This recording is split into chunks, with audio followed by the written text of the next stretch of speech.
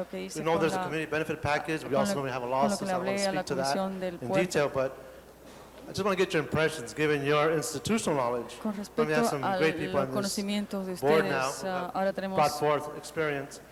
Mr. Torres un here buen for his grupo great aquí work. en esta Mr. junta Soares for your directiva que han background traído working esta in the city experiencia, and todas las transportation personas issues. y But in general, todas las dealing with cosas the de youth, transportación. the Con youth respecto perspective, can you just give me some thoughts as a la to juventud, how you can see this ¿cómo es que perhaps ustedes ven opening up, que where you esto can look at these contracts, look at these financial puedan commitments in mirar a way estos which can create contratos, jobs for youth? los Any compromisos thoughts financieros que from tenemos that para point of crear view? trabajos con respecto a ese punto de vista? Maybe I'll take a shot. Bueno, me voy a In tirar reading yo. through the manuals that I received Al from the leer airport, los I manuales que recibí realized del that aeropuerto, me di there are cuenta about almost que hay 61 million aproximadamente people who 61 utilize the millones de airport as personas que a usan means of el aeropuerto transportation. como modo de In addition to that, there are about Además de eso, hay 408,000 jobs related to the airport. So I would think that the airport provides a great opportunity for people, whether it be at an entry level or in other positions that require a lot more expertise and talents, an opportunity to gain employment and keep employment.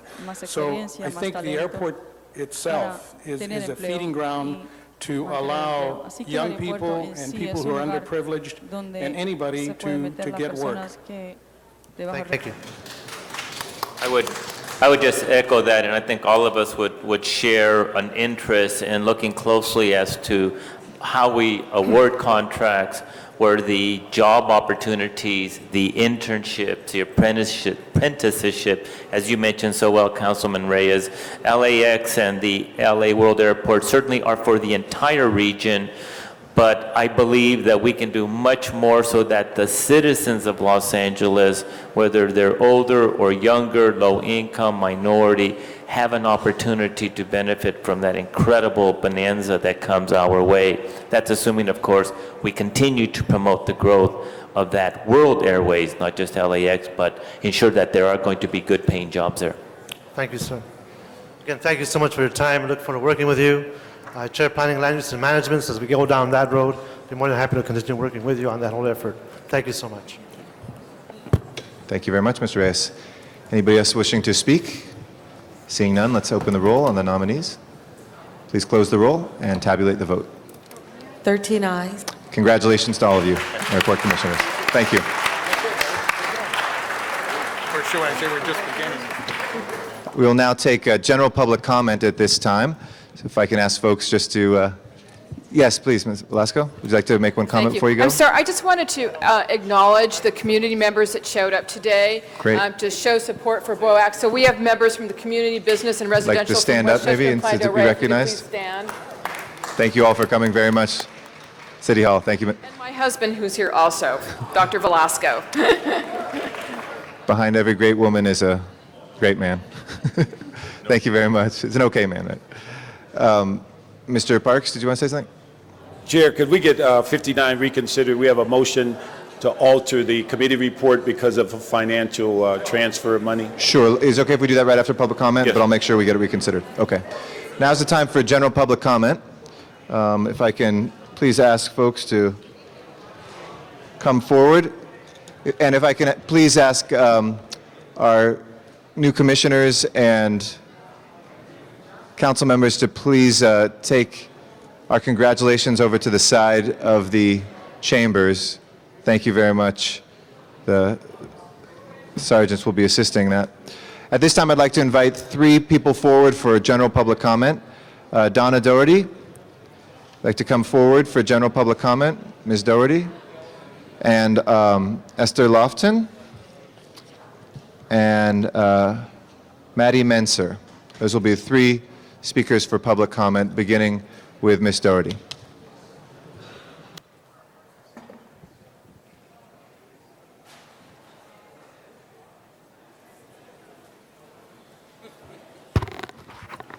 Good morning. My name is Donna Doherty. I am here to talk about access at Griffith Observatory. And thank you all for allowing me this time.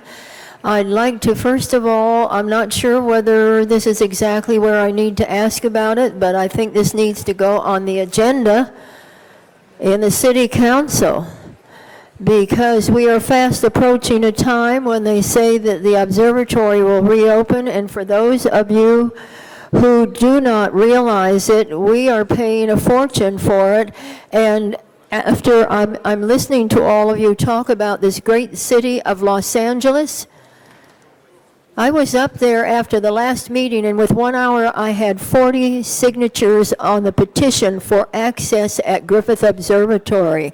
We have no access at the front 4 doors of that building.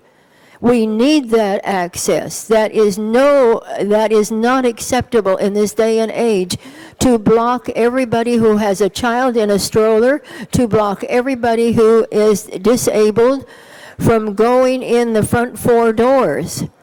And you can't keep saying you're in compliance. It would be wonderful if I could have anybody's attention here. Ms. Doherty, please, go ahead. And Mr. Laban said we will put it on the agenda of the committee that he chairs, the Arts, Parks, and Aging Committee, so we're not... We certainly need to, because this is terrible. It is Thank you. absolutely a blot on the escutcheon of this city. I've been to you and I gave you the papers the last time, and we talked about a meeting with your people you named and people from the community, and that was in December of last year. This is September now. Thank you. If I We can ask really you to need to conclude. do something. Thank This you. is not right. Thank you very much, Ms. Doherty. We Thank appreciate your you. comments. And I know Mr. Laban's just going to speak with you right now. Esther Lofton? Is Ms. Esther Lofton still here? Seeing no Ms. Lofton, we go to Maddie Menser. Is Maddie Menser here? Okay, that will close then our general public comment. Thank you for those folks who came for that. Our next item we're going to take out of order, item 31, but just before to put on the agenda, let's reconsider 59 and put that in the queue. If we can open the roll on reconsideration of 59, please close the roll and tabulate the vote. 13 ayes. Okay, that will keep before us, but right now let's take up item 31. Mr. Padilla? Thank you, Mr. Chair. Colleagues, want to call your attention to item 31, which is a motion and an ordinance that has been to 3 committees, not 1, but 3 committees, the Personnel Committee, Arts, Parks, Health and Aging Committee, as well as the Budget and Finance Committee, with 3 committee reports recommending approval. But specifically what it does, it has the City of Los Angeles take the formal step of establishing a tobacco retailer's permit fee.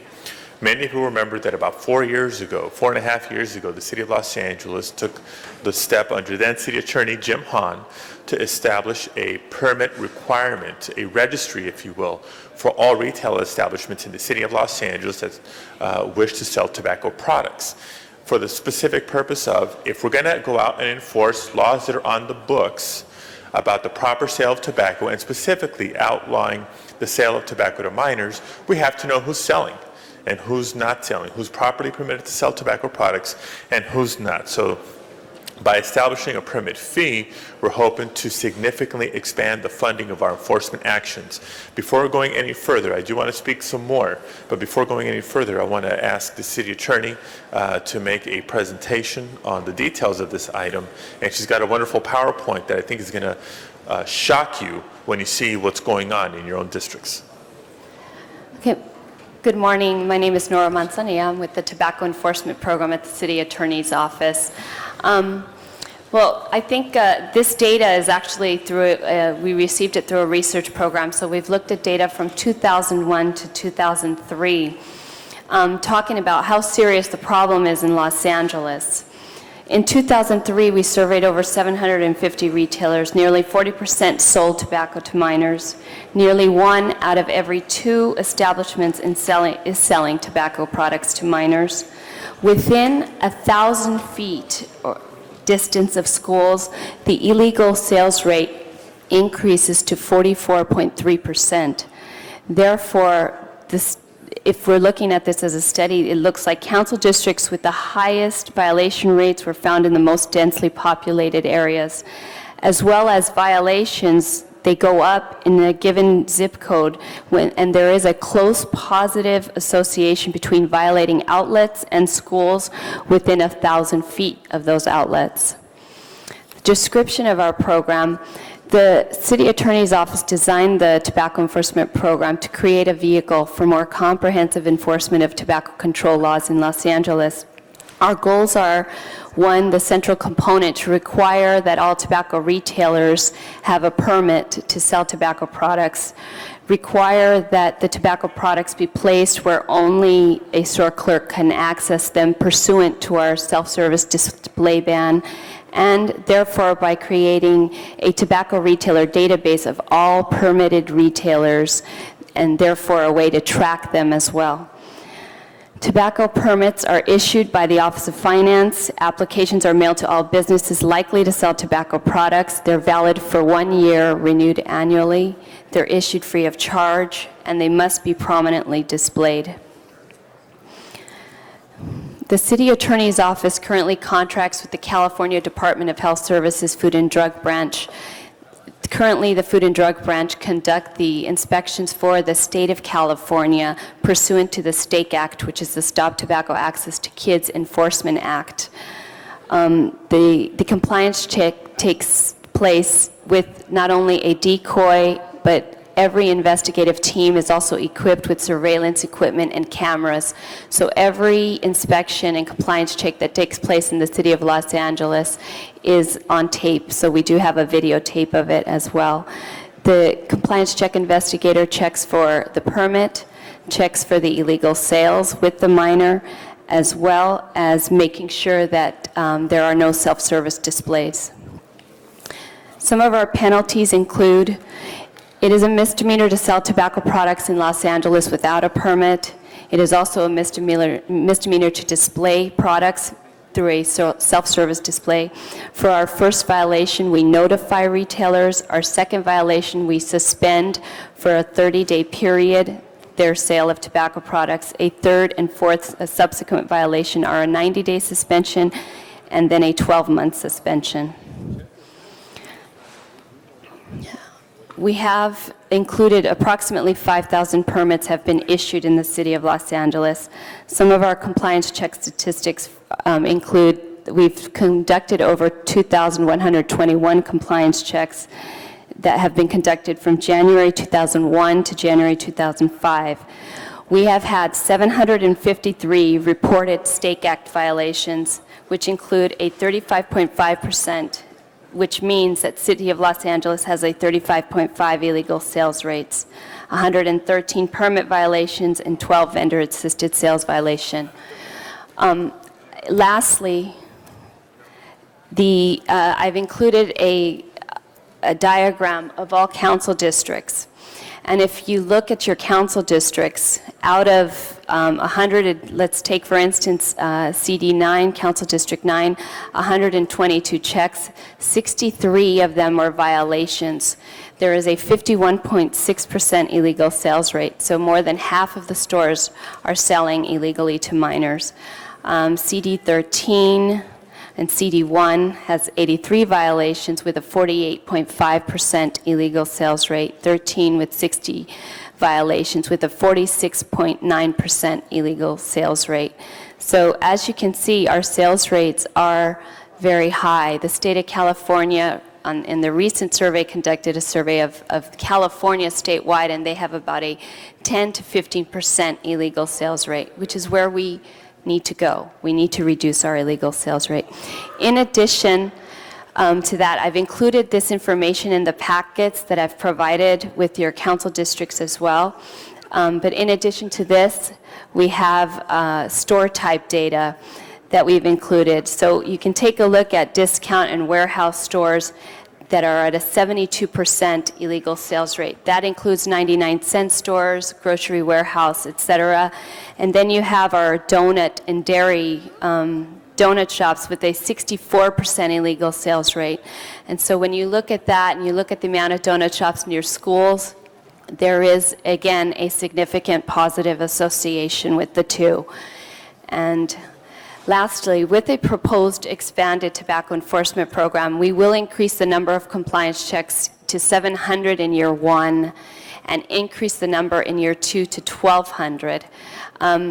Obviously, increased enforcement will create a perception, and what we're wanting to change is retail behavior.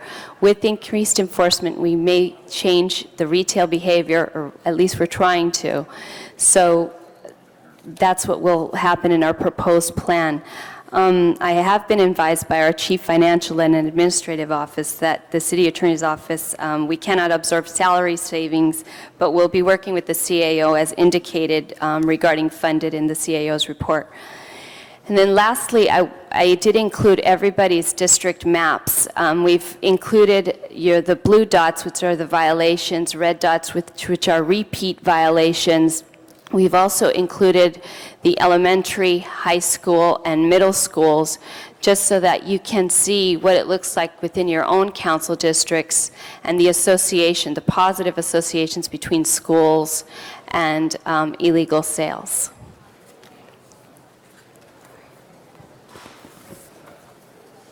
Thank you very much. And colleagues, I think if you flip through that report that's in front of you and go to your own council district, not one of us would come away without being shocked, without being truly bothered.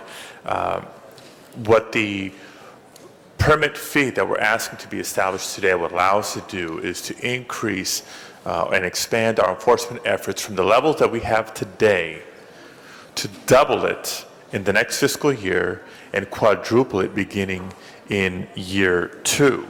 And the justification, in my opinion, is overwhelming. We already have precedent with alcohol permits. Establishments don't have to sell alcohol products. They don't have to sell tobacco products. They choose to sell alcohol products. They choose to sell tobacco products. If you're a retail establishment in California and want to sell alcohol products, you have to have a permit and you have to pay for a permit. We're all familiar with that. Let's apply the same thing to tobacco. In the city of Los Angeles, we now require a tobacco permit. Let's take the next step of requiring a permit fee. In the city of Los Angeles, as Nora mentioned, our city attorney's own investigation shows that 40% of establishments have been violating the specific laws that prohibit the sale of tobacco products to minors. And for that percentage to increase in the vicinities of schools is repulsing. 34 cities and counties in California have such a permit fee. And just one example alone, Contra Costa County, after they implemented the permit fee and expanded their enforcement efforts, the violation rate decreased from 37% to 2%. Colleagues, the average convenience store, based on the Convenience Store Association of America's own figures, shows that tobacco selling establishments make, on the average, $300,000, if not more, on the sale of tobacco products.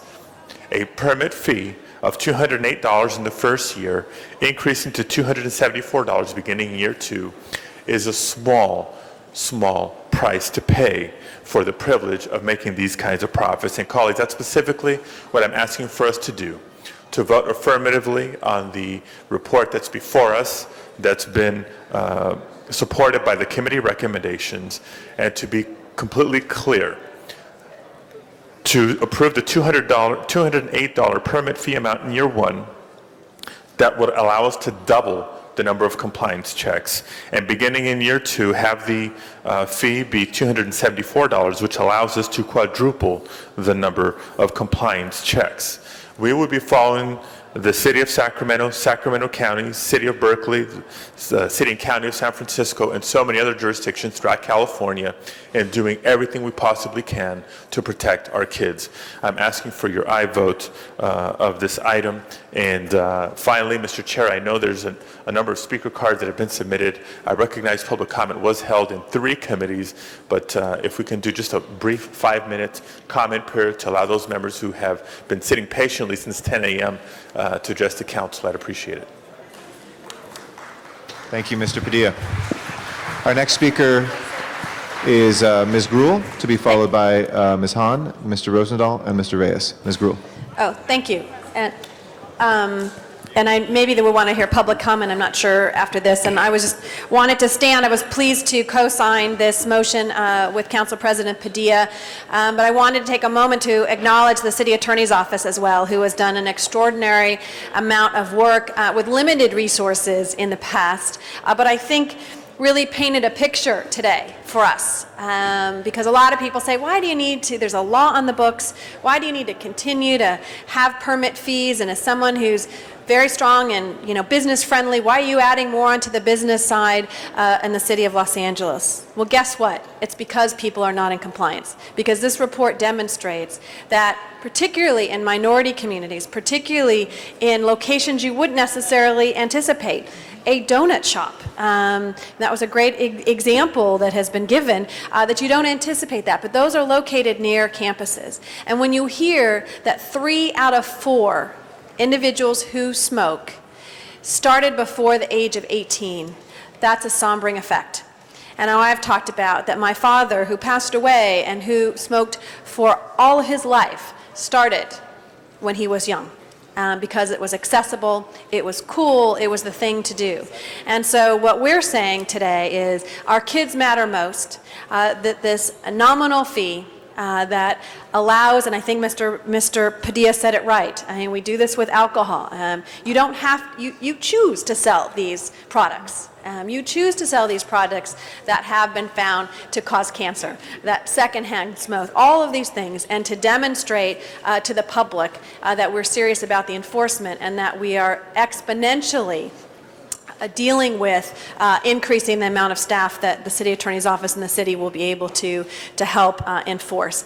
And I think it is just, this document really has, I think, been eye-opening to many people. And I just want to take a last moment and thank all the individuals who are here and organizations who are represented. You've been some of the quiet soldiers and some days not so quiet soldiers out there advocating for this issue, saying that we have to take the issue seriously enough to make some laws and to enforce those laws. And so we're standing here today with my colleague, Council President Padilla, saying we're serious, we care about our kids, this is important to do, and I know this council is going to stand up today and say that it is important to send a message that we are going to enforce the law. So thank you, City Attorney, thank you to all of you who are here, and to my colleague, Council President Padilla. Thank you. Thank you, Ms. Grewal. Why don't we go to the 5-minute public hearing before we hear from our last two speakers, Mr. Rosendahl and Mr. Reyes. So if I can invite forward at this time. Is there another one? Okay. I can invite forward Jonathan Fielding from the Los Angeles County Department of Health Services first, Eric Batch, Robert Donin, and Karina De La Cruz as our first speakers. You can just line up right behind the podium. Thank you. Good morning. Welcome, I'm Dr. Jonathan Fielding, and I am your health officer for LA City. And very pleased to be here to add my voice on this very important issue. Tobacco remains the #1 preventable cause of death in Los Angeles City. When you start young, it's harder to quit. And 1/3 of those who smoke are going to die prematurely of smoking-related diseases. So everything that can be done to try and prevent cigarettes from illegally getting into the hands of minors is the right step. And I really applaud this effort. It's critical that there be a fee sufficient to have much better enforcement. The rate here of non-compliance is 4 times the average rate in the rest of California. As mentioned, over 30 jurisdictions already have this kind of program in place, and it's clear that it is keeping cigarettes out of the hands of minors. So I strongly urge adoption of this. Remember that the average retailer has over $300,000 in tobacco sales a year, so this fee is a very small amount, relatively speaking. In addition, cigarettes are the #1 product sold in convenience stores. So the time is right, if not overdue, and I strongly urge adoption. Thank you. Thank you, Dr. Fielding. Before you leave, if I may, just on a different item, thank you and the county for your help already with some of the Katrina victims. Yesterday, emergency health service folks were on the scene at the Dream Center, and there was a baby who needed a prescription and couldn't get it filled anywhere.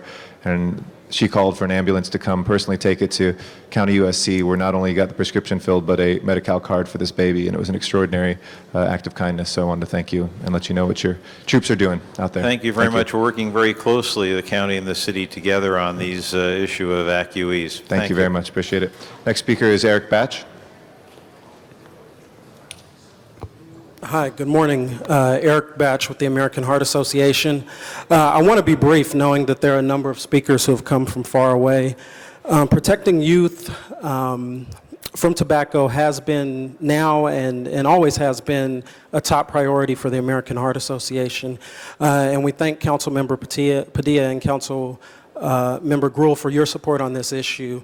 In the past month alone, the American Heart Association, along with the American Cancer Society, American Lung Association, and the Coalition for Tobacco-Free LA, we visited with all of you personally, and if not you personally, we visited with your deputies. So this is clearly an important issue. Historically, you all and your predecessors have been very good on tobacco control issues, and today, quite frankly, you hold the pen with your vote that's going to write that next chapter with regard to tobacco control in the city of LA. If you think about it, kids can't smoke on beaches, kids can't smoke in restaurants, but there's a problem here. Kids shouldn't be able to get the cigarettes to smoke in the first place, and I think today we have an opportunity to correct that. Thank you very much for protecting our youth from getting access to cigarettes. Thank you. Thank you very much. Our next speaker is Robert Donen. Mr. President, members of the council, good morning. My name is Robert Donen. I'm representing TRIPAC Health and Wellness Advocacy and also as a member of the Coalition for a Tobacco-Free California. I'd like to applaud Council President Padilla, Council President Pro Tem Gruhl, and also Councilmember Weiss for bringing this forward, and also to thank and acknowledge the CAO and CAA for all their efforts in bringing this forward to where we are today. It's an important stop, actually a final stop on a way station for something that's going to become a real reality. And I think everybody has spoken rather eloquently. The reports are there, the PowerPoint is there, and I'd like to request and urge that we support and move forward on this item. Thank you. Thank you very much. Appreciate it. Karina De La Cruz from SIPA. Good morning, City Council officials. My name is Karina De La Cruz from the Search to Involve Filipino Americans. Our organization has long been fighting the incidence of tobacco in our community, not only the health risks, but also the rate of sales to our youth. With over 45% of retailers selling to underage minors and a staggering 75% selling tobacco within 1,000 feet of schools, something needs to change in our communities and in our city. It is all too easy for many of the youth I work with to buy cigarettes on a daily basis. And it is even more disheartening to know that 74% of current smokers start before the age of 18. These children are the future of Los Angeles, and I ask you to protect their health and well-being by voting on 1,200 compliance checks through a fee of a mere 75 cents a day for retailers. You are helping to change the lives of future generations. Though many of the youth could not be present today, several were ready to show up on August 19th to show their support and concern for this issue. But I do have Matt from SIPA and Shanley from ADAP here with me to show the youth voice for our community. And what you see behind me is a banner made by the youth of SIPA and other youth in our community for messages to the council members and to all of you about their concerns on this issue for underage sales to tobacco youth. Please don't let their voices go unheard in this matter and help to change the generations of Los Angeles to come. Thank you. Thank you very much. Due to a glitch in our timing system, we've actually, despite the minute and 20 seconds that's left, exceeded 5 minutes. Mr. Padilla, would you like to, we still have about 6 speakers left, and even though it says minute 20, we actually reset it once, so it's about over 5 minutes right now. If you promise to be 30 seconds or less, the next 6. Okay. Is there no objection to that? Let's, okay, let's reset. Line up behind the podium so we can... We'll keep you to it. I'll cut you off at 30 seconds with your indulgence. So Stephen Gallegos, Elisa Rudolph, Robert Taylor, Lori Ludlow, Sandra, Wildman, and Dr. Gerald Post, and actually we have a 7th. Why don't you come forward too, Susan Lagomez. Okay. Good morning. My name is Stephen Gallegos. I am the immediate past chair of the Coalition for Tobacco-Free Los Angeles. We'd like to thank Councilman Padilla, Councilwoman Gruhl, Councilman Weiss for your leadership on this issue. We urge 1,200 compliance checks The Coalition for Tobacco-Free Los Angeles is a coalition of over 70 community organizations, which also include the American Cancer Society, American Lung Association, and the American Heart Association. We urge your passage of this vote, and thank you very much for bringing it to the full council. Thank you. That was 30 seconds. Good job. Elisa Randolph. Good morning. My name is Elisa Rudolph. I presently serve as the president of the board of directors for the American Cancer Society Los Angeles Central Unit. And as a volunteer and a widow of a husband that was a cancer victim, I come here to speak on behalf of the youth in the community. They speak more loudly than me. They couldn't be here today, but they were willing and able to be here the 19th of August. I will quote just a couple of quotes from the letters that they sent. I'm going to have to ask you to give that to the guard if you don't mind, and we can circulate them around, but I'm going to be strict with the 30 seconds. Great. Thank you very much. And I Ms. do Rudolph. have, they sent these here to you. We'll make sure guard comes and collects that right now. Okay? Thank you Robert very much, Taylor? and I urge you to go ahead forward on Thank this. you very It's much. great. Thank Appreciate you. that. Mr. Taylor.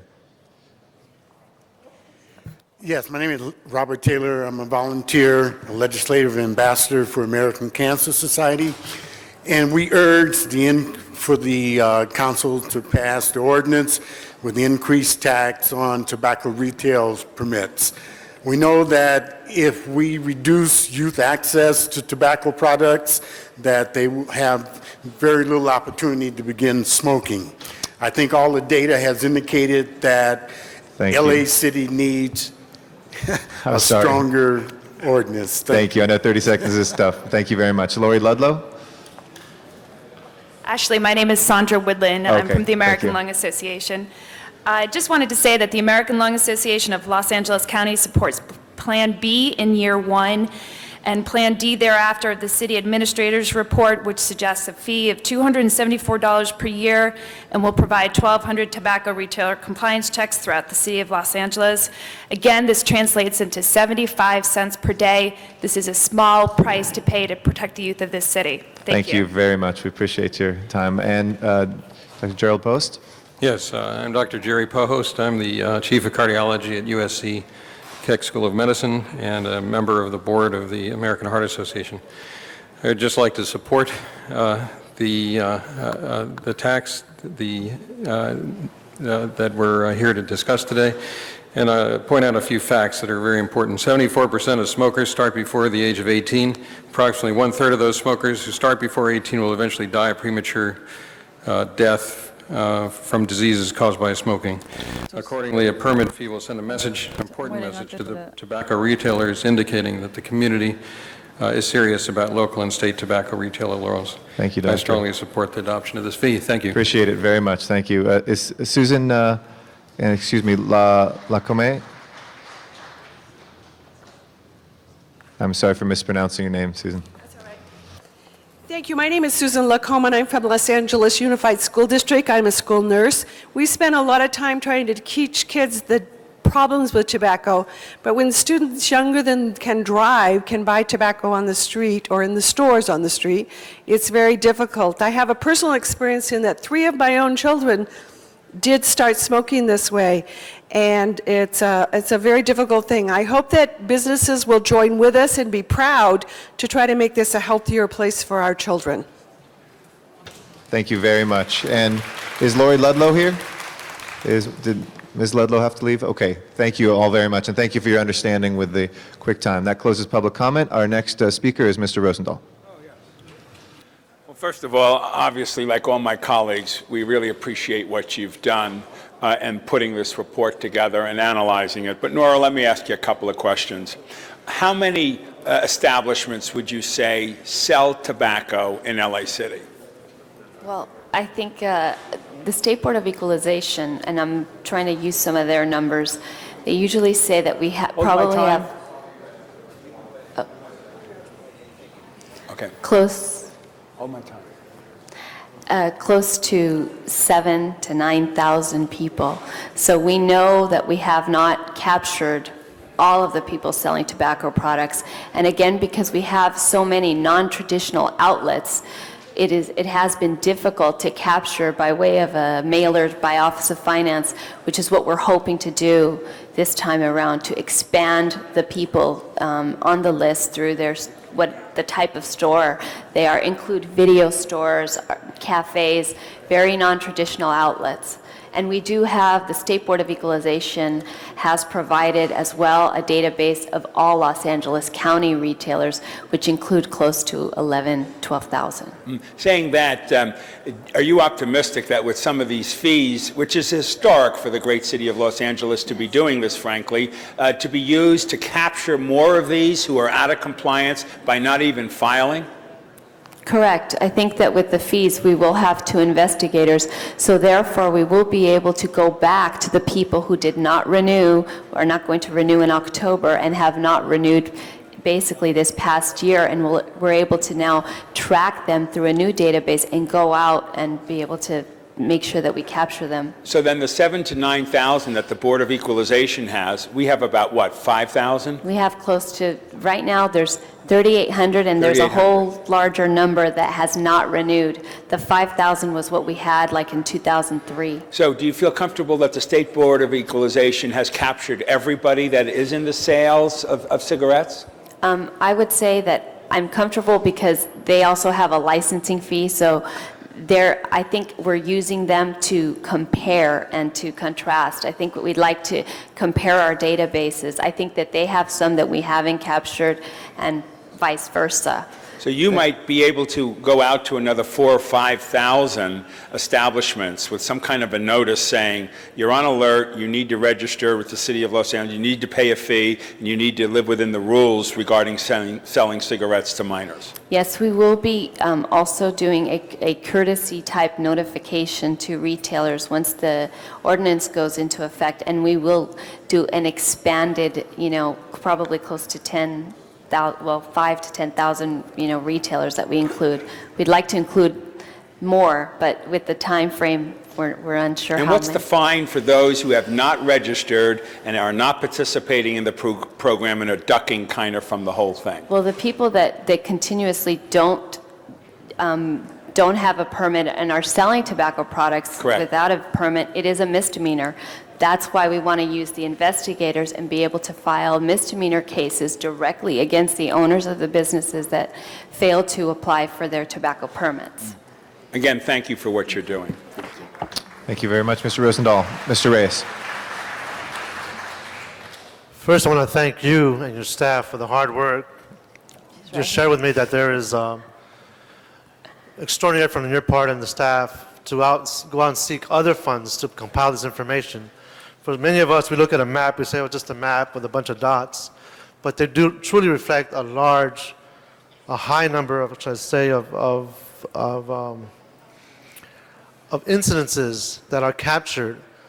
And in a day and time when we only read one sentence and that's as much time as we have to look at reports, this picture truly tells so much. And I'm looking at my district in particular, and when you have out of 90, 83 violations, and 40% of the percentage is illegal sales in a very dense area, in areas that are approximately 1 or 2 blocks from schools. And as great as your maps are, we still have other schools in construction amongst these blue dots.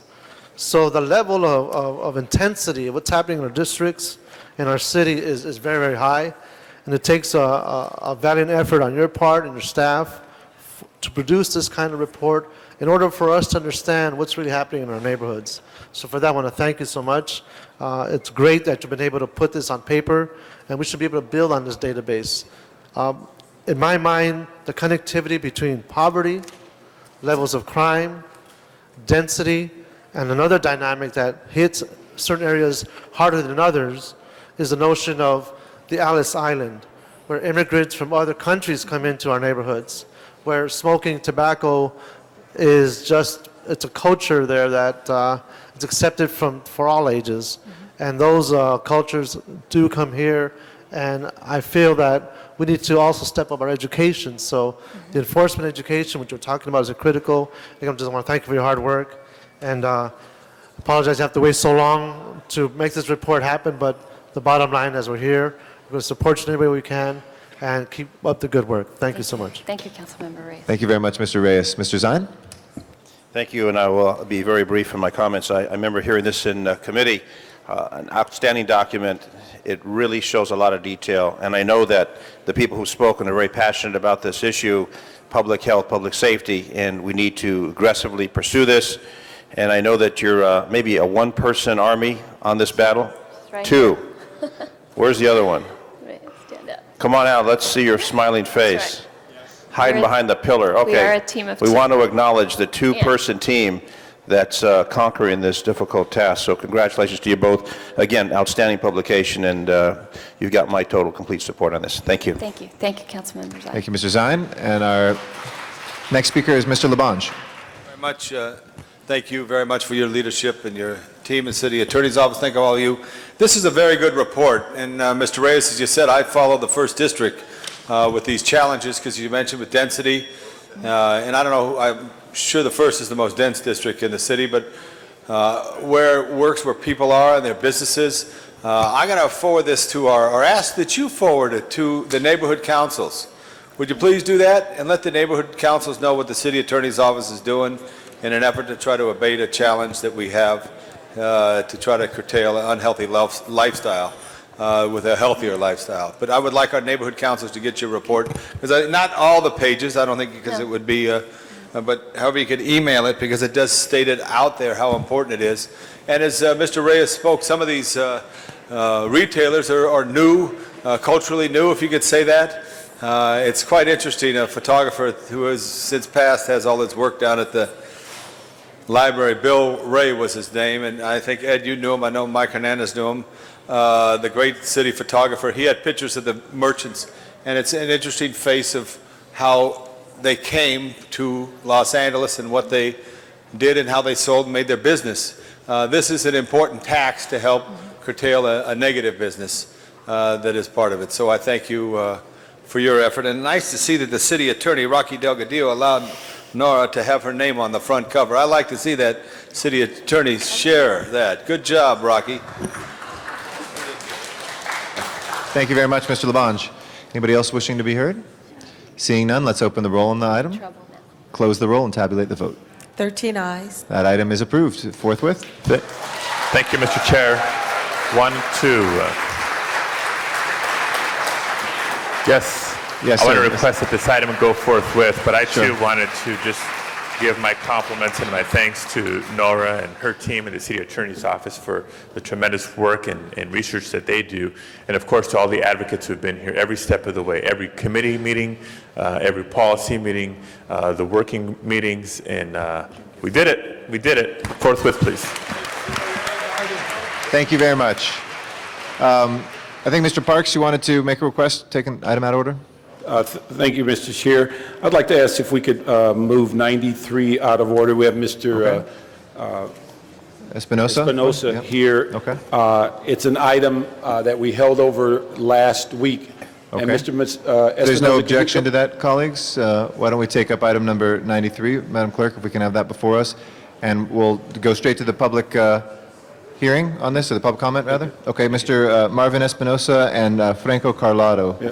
if you'd While like to they're come on their forward. way up, colleagues, this is a motion that went forward. Mr. Espinosa has made his life's work on dealing with obesity in our city, and it's our effort to declare that September is the 5-a-day month in the city of Los Angeles, in which we're asking General Services to move forward and put the posters, which Mr. Espinosa will be showing you, throughout the city to drive home the point of just how it's important, how important it is for our employees and youth of our city to take heed to this program. Mr. Espinosa. Thank you, Mr. Parks, members of the City Council, Mr. President. Thank you for the opportunity to address you. September indeed is National 5-a-Day Month, and the message is simple, but very difficult to accomplish for a lot of our families and children. Energize and mobilize is the theme for this year. And it's a very good opportunity for government, community, and businesses to act now to increase access to affordable, healthy food and provide safe environments for physical activity. Many low-income neighborhoods don't have supermarkets or places to get healthy food, especially fresh fruits and vegetables. Parks and other recreation facilities are often unsafe or non-existent. We all need access to healthy food and safe, walkable neighborhoods. I brought someone very special who's visiting Los Angeles from Switzerland. 6-time Mr. World Fitness, the role model for every child. So I'm only hopeful that the city of Los Angeles will also take a stand this month and encourage all its residents to energize and mobilize by displaying posters.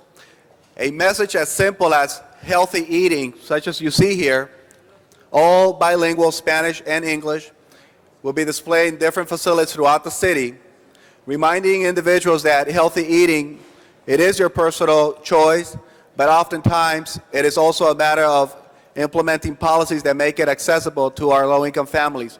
But now I'd like to ask Mr. Franco Carlotta to address you as well. Thank you for your time.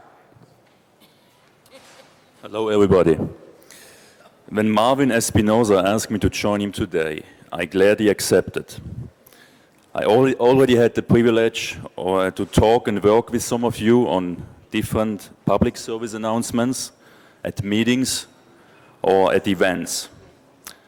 On a personal note, although I work all over the world, I myself proudly call Los Angeles my home city today, and therefore I'm very excited to be here today. We have an important mission, a mission which is to make our kids and families of the great city of Los Angeles strong and healthy again. Every adult, and especially every child in Los Angeles, deserves to be fit, strong, and healthy. I actually believe it is not just a mission, but a responsibility we all carry together. I always tell people, especially children, that you only get one body in life, and that you are responsible for that one body only and need to take care of it through a healthy lifestyle. The California All-Star team, which I'm a proud member of as a representative for the area of Los Angeles, has some important talking points. As an inspiration, I'd like to share and take the opportunity to share a couple with you today. The risk for becoming overweight is rapidly growing. It's a rapidly growing health problem for 9 to 11-year-old children in California. More than 1 out of every 3 9 to 11-year-old children in the state is at risk or already overweight. The benefits: children can reduce their future risk of certain chronic diseases such as cancer, heart disease, and obesity by eating enough fruits and vegetables and engaging in physical activity every day. Healthy, a very important one, healthy eating and physical activity have been linked to better academic performance and classroom behavior. What can you do? Ask kids to be active with you, take a walk together, or play sports on a regular basis. Offer kids more fruits and vegetables as snacks during lunch and dinner. My favorite one, to everybody, lead by example. I hope I didn't bore you too much. I know you've heard it before, but we all have to hear it again and again, so the message gets out to our families and children in Los Angeles again and again.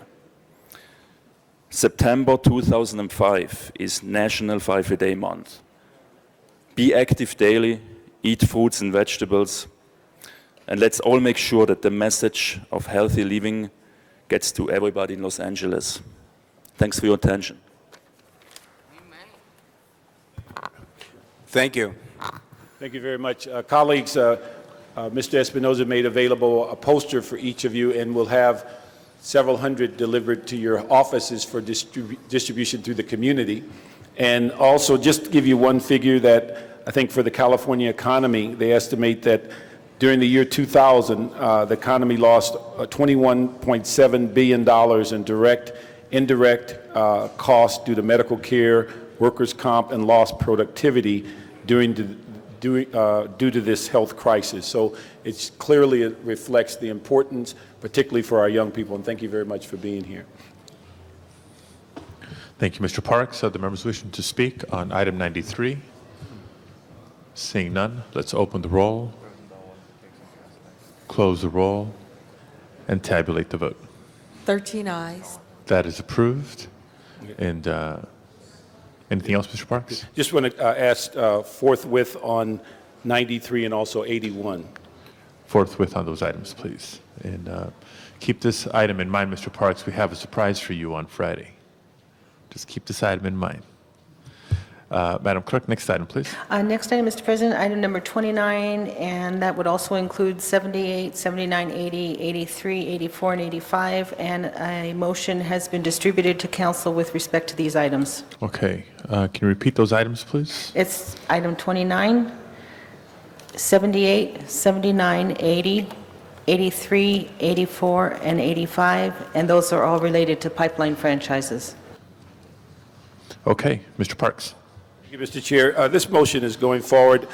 Back on June 10th, the council approved a distribution formula for franchise fees where we equally divided money between the general fund and council offices.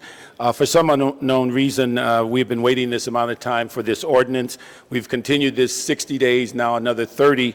I had an opportunity to talk to Mr. Delgadillo last week to find out what was the delay.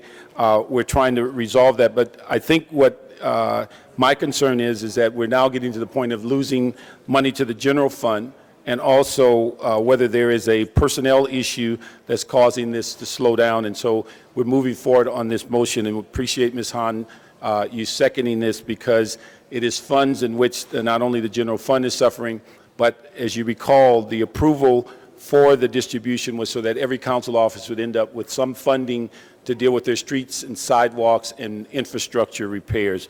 So we ask for an aye vote on that motion. Ms. Hahn. Thank you, Mr. President. Well, I just want to rise too and just express my frustration with the City Attorney's Office on this matter. First of all, there was a lot of work by my colleague Bernard Parks. As you know, we went through several formulas that we were attempting to use in terms of where this money went, and there was a lot of compromise and there was a lot of discussion and debate. This council finally agreed on a compromise that would, continue to give money to our general fund, but also benefit each council district, particularly those council districts who are most impacted by pipelines running through their district. It's fair, it's equitable. It bothers me that when we finally come to an agreement, particularly on something like the distribution of funds, which is never easy around here, that the city attorney really has delayed implementing this ordinance. So this is a message to the city attorney's office, anyone within the sound of my voice in the city attorney's office, Rich Llewellyn, are you listening? This is something we really like to put forward. We have delayed these franchises for how long now? I think you talked about it, but yeah. And I've been, it's been a little awkward. Every time they came before the council, I've asked us to delay them until we agreed on this new formula. So we really need this to be expedited, and we're saying it loud and clear right now. No more delays. Let's implement this. It's a good formula. It's a good shift in terms of where these funds are actually going to go to benefit council districts that have been most impacted by pipelines. So let's move it, Rich. Very good. Other members of the council wishing to speak? If not, a message from the city attorney. I've just spoken to the assigned attorney on this, and she's working on it even as we're speaking. And just for clarification, there is a request to continue these for 30 days and implement the items in the motion. Okay. Let's open the roll, close the roll, and tabulate the vote. 13 eyes. Okay. That is the order.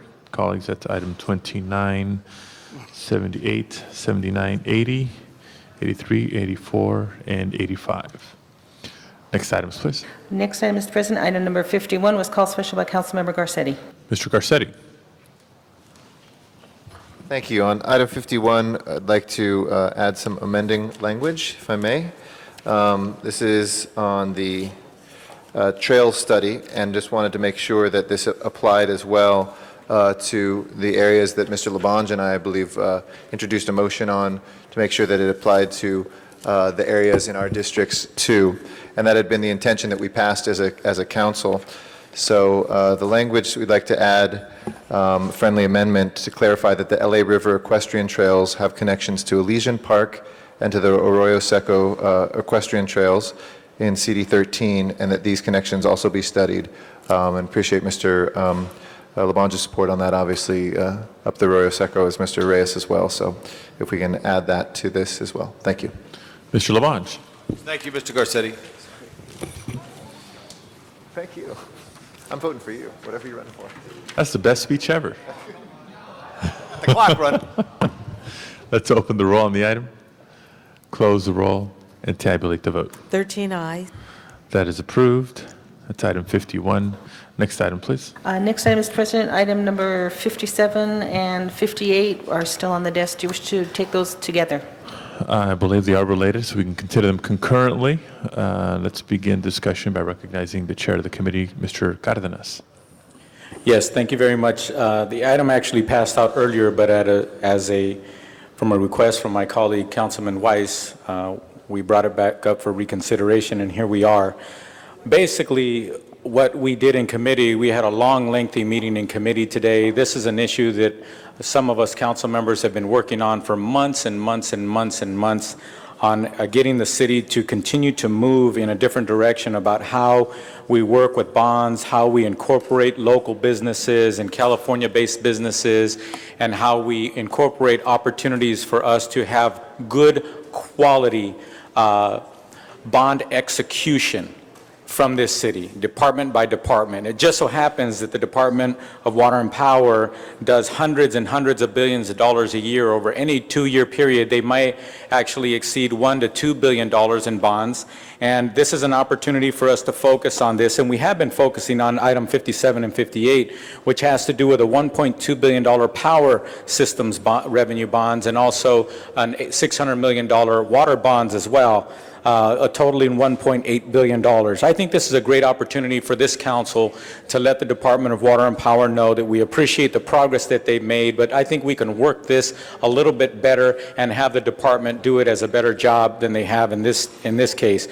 One of the things I'd like to bring to light that we did not bring up in the committee as well is the fact that this is an issue that was held and was put out of the board on an emergency meeting that was held, I think it was on a Friday afternoon. And so when the department has an opportunity or has a need to be expeditious, they actually exercise that ability to be expeditious, and they showed us that they can. So for those of you council members, like Mr. Weiss told me, you would like an additional day to consider this item, I can tell you this, we are very likely, if we send this back to the board, to the department, we're going to see this thing possibly next week. So it'll actually give you not only 24 hours to learn more about this process and about what they're trying to do here at the department with this $1.8 billion in bond sales, what it's going to give you is an opportunity to learn more about it and invite them into your office and have them explain to you in much more detail over, say, a week's period of time. And we'll see this back here before, potentially, conceivably, legally and appropriately, we could have this before us next week. And I'll be more than happy to schedule a special meeting of the Commerce Committee to hear it again before we bring it to the floor. So not only would we have 24 hours to look at this, we'll have another week to look at this because the amount really isn't an issue. I agree with the department that we have to get back on track to getting to our infrastructure issues with this $1.8 billion. One particular item that was pointed out by the department, we've been putting off that infrastructure for 9 years. For 9 years. So yes, we need to get going, and we can get going within this month and do this right. Mr. Labange. Thank you very much, Mr. Cardenas. Thank you. I asked for a one-day continuance. This is a very important issue. $1.8 million. Billion. Thank you very much. You do listen to me when I speak. It was a trick of mine. I just threw that at you. And also, as stated there, you know, this matter is so important. I know we had it earlier there that we called it out of order to take it up. You know, and I think it's a very serious matter that we should look at what our Los Angeles Department of Water and Power is doing, how they're making things available. I know the general manager's here and the city attorney representing Water and Power. Could I ask the city attorney representing Water and Power and the general manager to the front desk? I think I want a better briefing than this, and I appreciate the committee's work, but I want a briefing. We're talking about $1.8 billion, and also I can tell you the infrastructure, as Mr. Cardenas spoke, is stretched, and what's our plan for the future? Thank you. I'm asking this be continued one day, because I need to be briefed on this. Can you brief me today on this, that I can make an intelligent decision? Well, obviously, we believe that this should be approved. We recommend it to the board. It involves, in one instance, the purchase of the gas fields in Wyoming. There's a great deal of infrastructure. We've gone through a process. We can explain that process to you.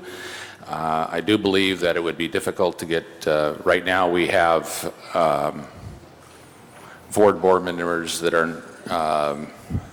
are waiting for other board members to be approved, so a board meeting would be difficult in the next week or two to accomplish this. One of the concerns that I have, and I'm asking for the continuance for tomorrow because of 2 problems. First of all, as Mr. Deaton has indicated, and let me back up, I'm Susan Lopez-Giss, Assistant City Attorney representing the Department of Water and Power. The first concern I have is, in fact, the strategic problems of actually getting a board meeting held so that if you had another week, in fact, whether or not this could happen. But more important, and right to the point, the report that's indicated or been issued discusses the concerns by the CE&R committee about percentages, minority percentages. That language comes dangerously close. Hold on a second, Council President. I don't ever remember using the word minority in committee. The report that I have in front of me, file number 03-1332, indicates, during consideration of this matter, the committee expressed concerns over percentage of minority and women-owned business MeBe-Weebie participation in the underwriting for the sale of the bonds. So you're reading an interpretation, not a quote? I'm reading specifically what it states. I'm Yeah, reading but I'm reading a that- quote. I'm reading a quote That's a quote from who? in this report. But you just said you're reading a quote. Whenever there's a quote, at the end of that quote, they attribute who it's to. It doesn't say. This is just the matter is now being forwarded to the council for consideration. Has the report been distributed? Yes, it has.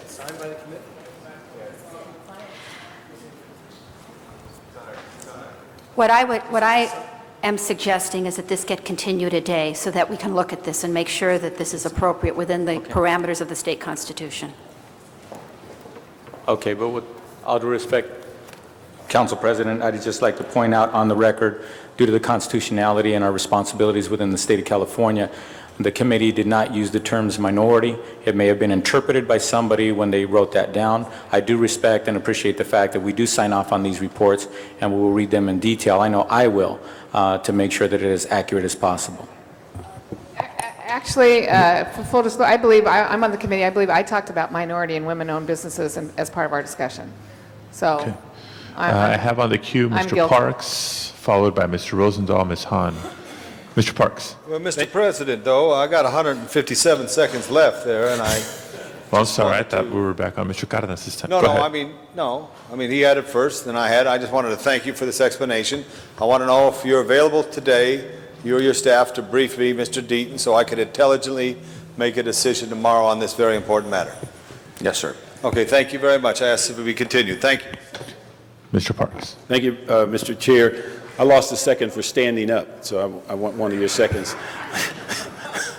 No, I think my involvement in this, and I think it's very simple. Since I've been on the council, we've been very concerned about the whole issue of bond sales. And one of the things that I'm very concerned about when we see that we send millions of dollars back east when we have bond companies here in California and even more local in the city of LA, even though some of the headquartered companies in New York may have a presence in Los Angeles, their workforce does not come close to representing what the city of Los Angeles looks like or represents. And one of the things I learned in talking to several people involved in this business, that if you're going to sell California debt, in most instances it's going to be sold in California. So to send it to New York and bring it back to Los Angeles sales makes very little sense. And when we look at the whole issue of what I think our role is, and I believe Mr. Cardenas was on this committee, Mr. Garcetti, Ms. Gruhl, about local and small businesses and how we could better help them become medium-sized and large businesses. It's a matter of causing them to get city business and other business so that they can grow. And we clearly understand the whole dynamics of when a company comes forward and wins an RFP or becomes the book writer, that they deserve to get the larger portion. But when we distribute and disperse the remaining portion of the bonds, and we're making subjective decisions to continue to send that business back east, and if you listen to our local bond companies, they will tell you if they applied for a bond in the state of New York, they would be labeled as a foreign company, even though they're in the United States. So these are issues I think are important, that when we are going to be going out for bonds at this time and will not be going out for the next couple of 3 years, we have to make important decisions that impact our local community, our local business community, and particular emphasis on small businesses. And so I would say that, as Mr. Cardenas reflected, that if briefings are necessary, that certainly in the interim of while they are looking at this review, they could be done.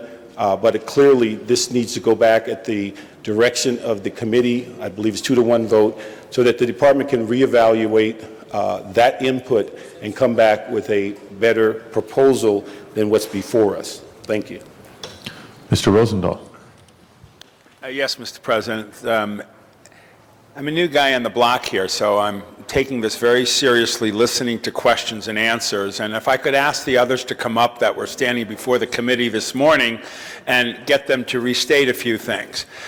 The chair of the committee clearly went through about 40, 50 questions, and many of them were enlightening to me in understanding the process.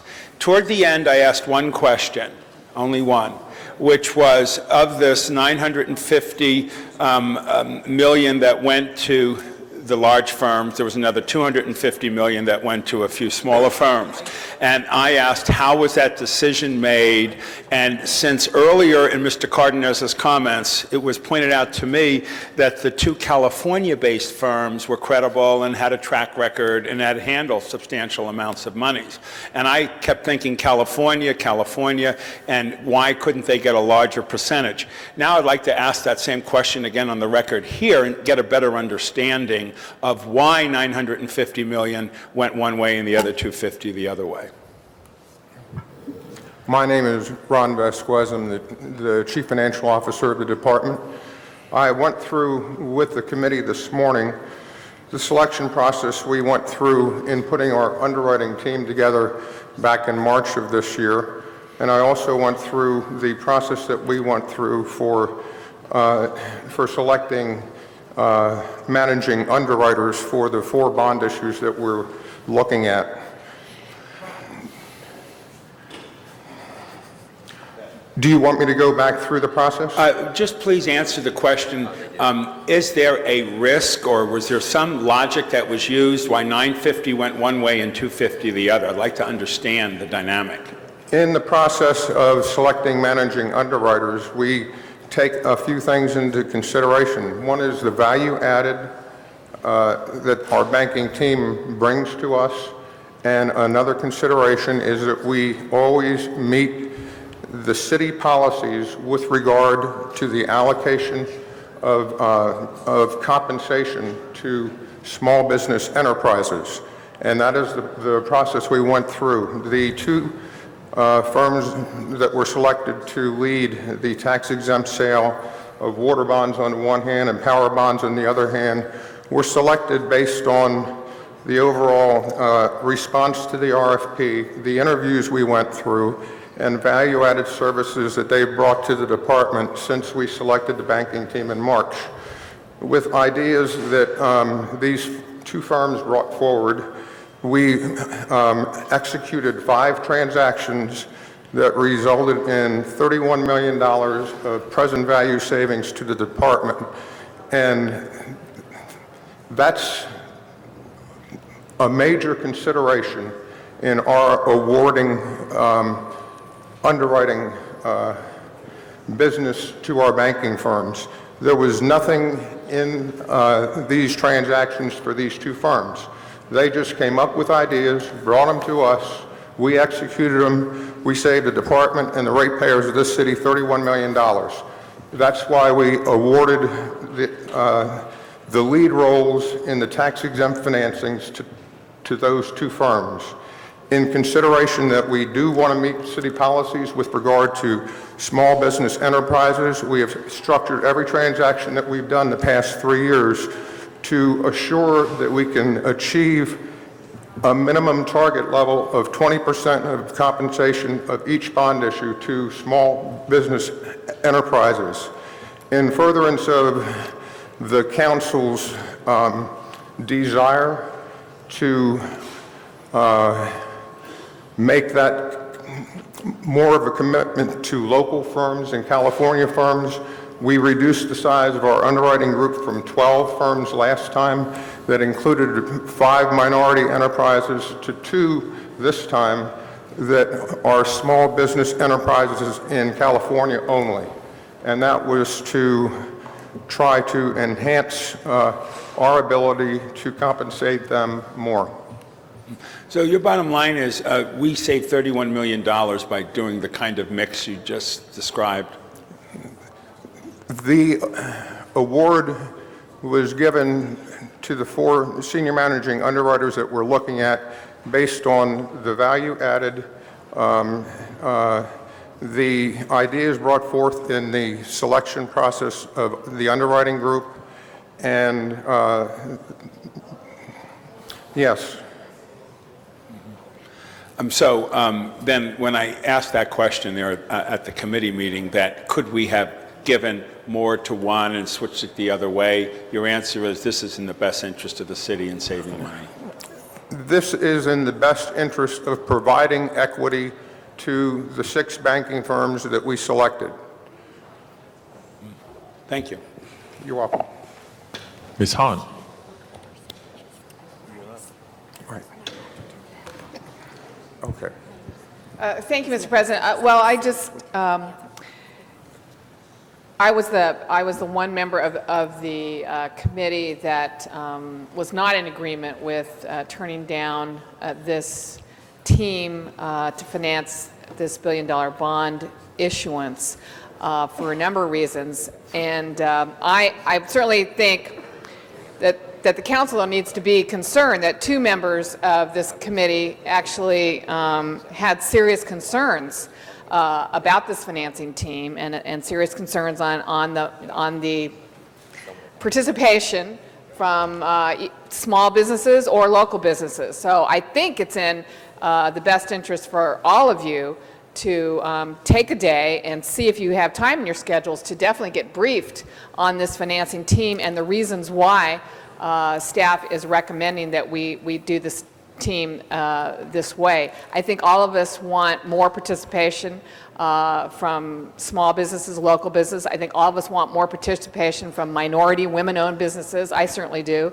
I was in the investment banking industry over 10 years ago, and I'll tell you, we're probably not where we should be, but we're certainly a lot further along than where we used to be in terms of awarding senior lead managers for these kinds of bond financings. My concern is that this council, I think we walk a delicate line in terms of really dictating on specific percentages that we want to see that come out of these financings, and that we make it very clear in terms of what our goals are in terms of that kind of participation. I think Wall Street pays attention to these kinds of how do I say this delicately, these kinds of decisions where a governmental body really gets this involved in dictating what a financing team either looks or does not look like. And I think we need to be aware of that. I think we have very good credit right now. I think we're having a low cost for bond issuance because of our credit. And I don't disagree that we want to be stronger if we want to make our voice heard louder in terms of where we want to be. I just want to caution us that these are the kind of things Wall Street does pay attention to.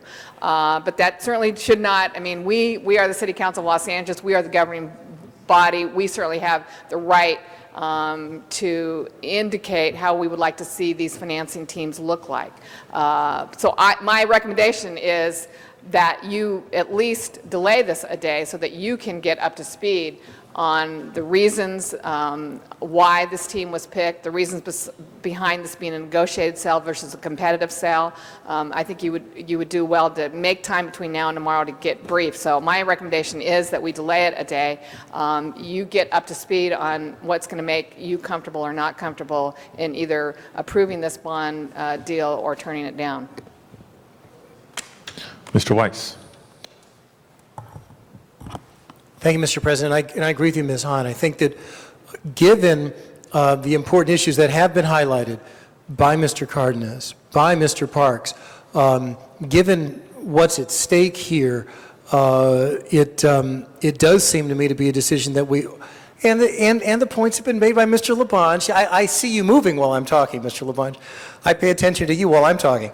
I don't see the downside in spending a day to learn more. And the concern I have is that if we act today to disapprove, I've heard counsel for the city sit at the table and basically say in a veiled way that because of the plain words that are on the report, which may not, I don't know who said what at the committee, but the document is there. I guess the document could be recalled, but it's been signed, it's here, that the city runs the risk of being sued for acting in a constitutionally impermissible way. And I hear the concerns that Ms. Hahn just expressed about how would the financial markets take a political body taking a vote such as the one we're considering today. I'd actually ask Mr. Deaton and Mr. Miller if they could, and hold my time please, speak to the possible impact, whether it's Standard & Poor's or in the financial industry, from the action that the committee has recommended. Take it away. Well, I believe that it obviously calls into question whether or not it raises to the level that they would change the rating or just an outlook or something. I don't know, but the possibility is that they would not look. It's difficult to determine what they look upon as favorable and unfavorable.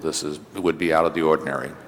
Yeah, but this would be out of the ordinary. That's right. Well, then, but what does that mean? And who are they, and what do actions taken by those folks, how do they potentially affect the folks to whom we have a fiduciary responsibility?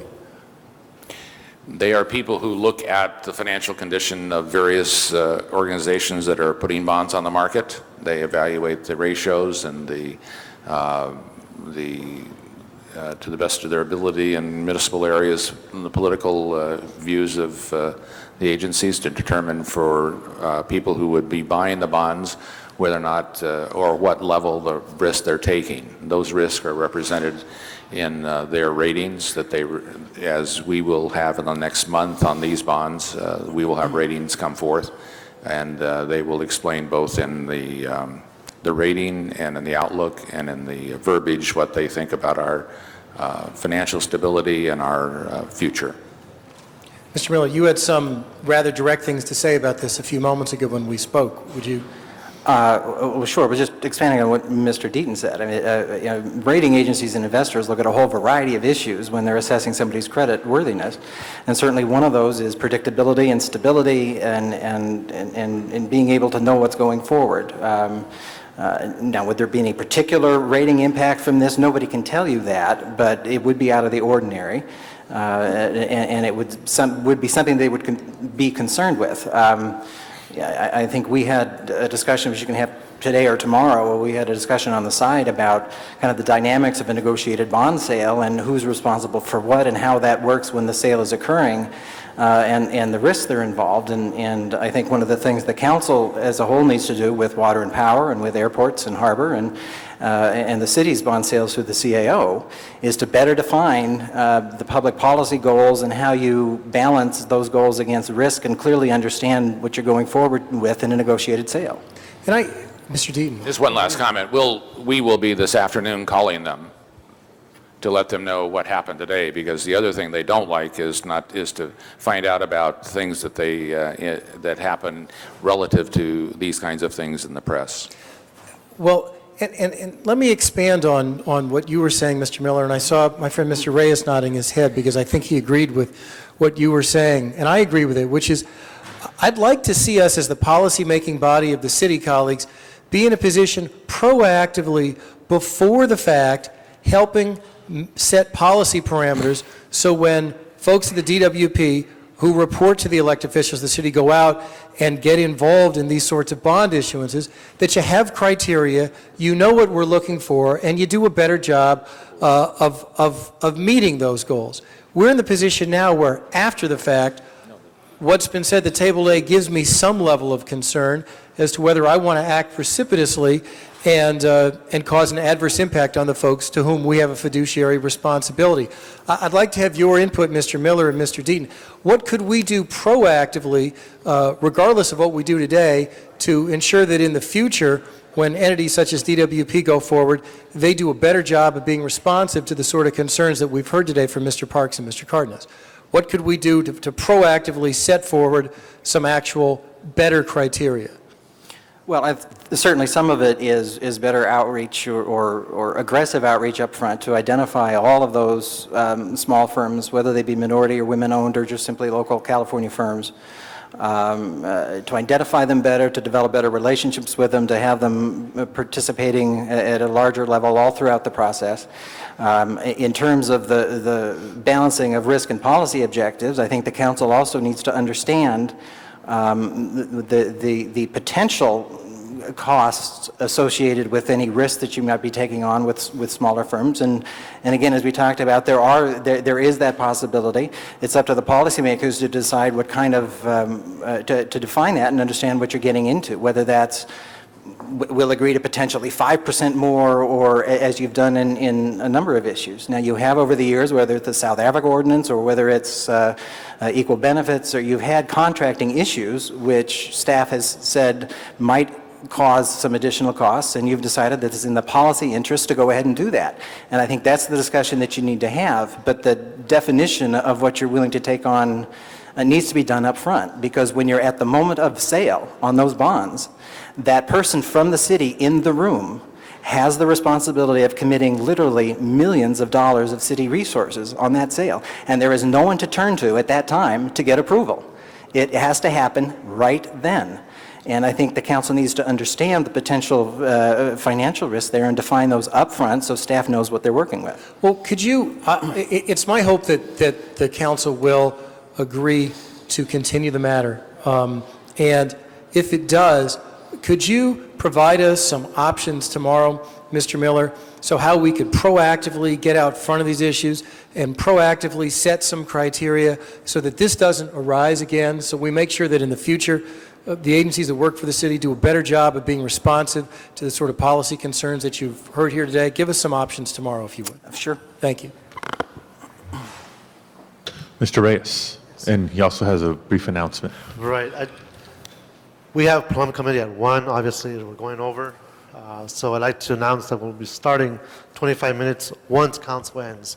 Last time we went to like 3 or 4 o'clock. We had over 200 people waiting for us, and we had to shut that down. So I think they're back, so I want to make sure we attend to them. But more to the issue, I was shaking my head vigorously because in the same vein that I've been speaking all along this morning about local recycling of dollars, how we strengthen our local economy, how we prioritize local entities, that truly is the spirit of why I was agreeing with Mr. Miller in terms of having the council look at that policy from that perspective, and how do we weigh that out given the pros and cons, the risks, and how these industries tend to manage their business. But when I hear that it's a big company, reputable, I also know these are big companies that were dealing with Orange County when it went bankrupt. I also know these are big companies that were dealing with these other entities where those debacles occurred. So for me, it's how we strengthen the local economy, our local folks who are invested in LA, in California, that I think we should be going in. The timing issue here, to me, is a little confusing, because here we stay, I heard 9 years at one time, then I heard we have some time to go through this stuff in terms of going through this process.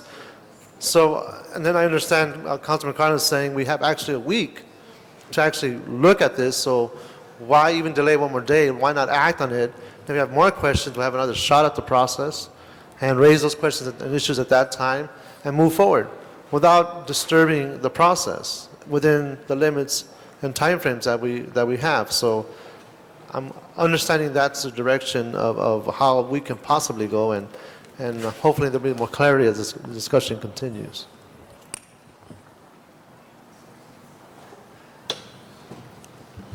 Mr. Cardenas. Thank you very much. I feel like the sky is falling. I've heard it before around in this city. First, I want to address the issue of the word minority. It just occurred to me as I'm reading this in fine detail, and it says, during consideration of this matter, the committee expressed concerns over percentage of minority and women business-owned MeBe participation in the underwriting for the sale of the bonds. Then it goes on to say that we actually took a vote. But the fact of the matter is, I have a question for you, the city attorney. If somebody would have used the minority word and we ended up agreeing with the department because they are using minority firms, would that have tainted it? Would that have given us an opportunity for a lawsuit? Yes. So we're in a catch-22 because the fact of the matter is the dissenting vote that did not agree with Mr. Rosenthal or myself, we did not use the word minority only, and our argument prevailed. It was the person who used the word minority that their argument did not prevail. So how does that taint the outcome of the committee and make us subject to a lawsuit? My time, please. The problem that exists, and the reason why I asked for a day's continuance, at least so that I could look at it and advise for the reasons I was asked to be here with respect to the... Who asked you to be here? I was asked to come because there might be questions about this issue. Who asked you? I got a call. I just got a call. You don't remember who called you? You don't know if it was a council member or No, DWP? it was in the department. Oh, somebody from the Department of Water and Power called you. Okay. And I think it's appropriate, because at this point in time, reading this document, my concern as a city attorney for the city, not just the Department of Water and Power, is to make sure that at least I've advised the department or the council as to the appropriateness or inappropriateness of actions with respect to the legality. The concern is, in this matter, is if decisions are being made to choose any entity because of a concern over percentages, affirmative action percentages, those concerns, if those are the reasons why specific firms would or would not be chosen, violates, at least as I understand it, the Constitution. The problem you have in this case, as I understand it, and I'd like more time to look at it, is that the two local firms that you're talking about are in fact minority firms. And if the reason those firms are being selected or desired are because they're local firms, that's one thing. If they have equal opportunity, if they have equal basis compared to the other firms and forget minority, that's one thing. But if it's because the desire or the numbers are because of minority, that would be viewed as a subterfuge. I can't answer those questions because I was not in the committee. I do not know. That's great, because I was there. And I'm looking at this, and my concern is that at this point in time, if selections are being, if you desire minority participation, that would violate the Constitution. If you're looking for local businesses and you want those to be the goals, there was a selection process that was made. And if you don't like the selection process, then basically it sounds to me like you're asking the department to go back out and RFP the process with these goals in mind. No, that was not said, and I was there. Okay. I don't know, but it would seem to me if that's what you're choosing to have as goals for selection, then you're going back to the process again, and you're asking to reissue the process. I appreciate that. I think you're getting a little bit too far away from the reality of what happened in committee. Unfortunately, you weren't there. Yeah, unfortunately, you were not there. But what the things that you're saying, unfortunately, are probably scaring people. But let me bring it back to the point. The point of the matter is, the majority votes in committee did not use the word minority. The majority arguments in the committee of the two members who did vote with what we have before us today did not use the word minority, did not express the terms minority, did not say that they wanted to see a different mix of minorities, et cetera. That was not said, that was not understood, at least by the members of the committee who voted to put this item before us as it is today, to disagree with the department's mix. Now, getting back to some other points. I'd like to ask the department, you're warning us about the potential sky falling about our bond ratings. When the city of Los Angeles chose to go against the grain when it came to holding on to our assets during deregulation, was that considered out of the ordinary or not? Did that affect our bond ratings? I'll let Robert answer that because he was here then. The uncertainty surrounding deregulation at that time in general is what caused the department's power system bond ratings to be downgraded. And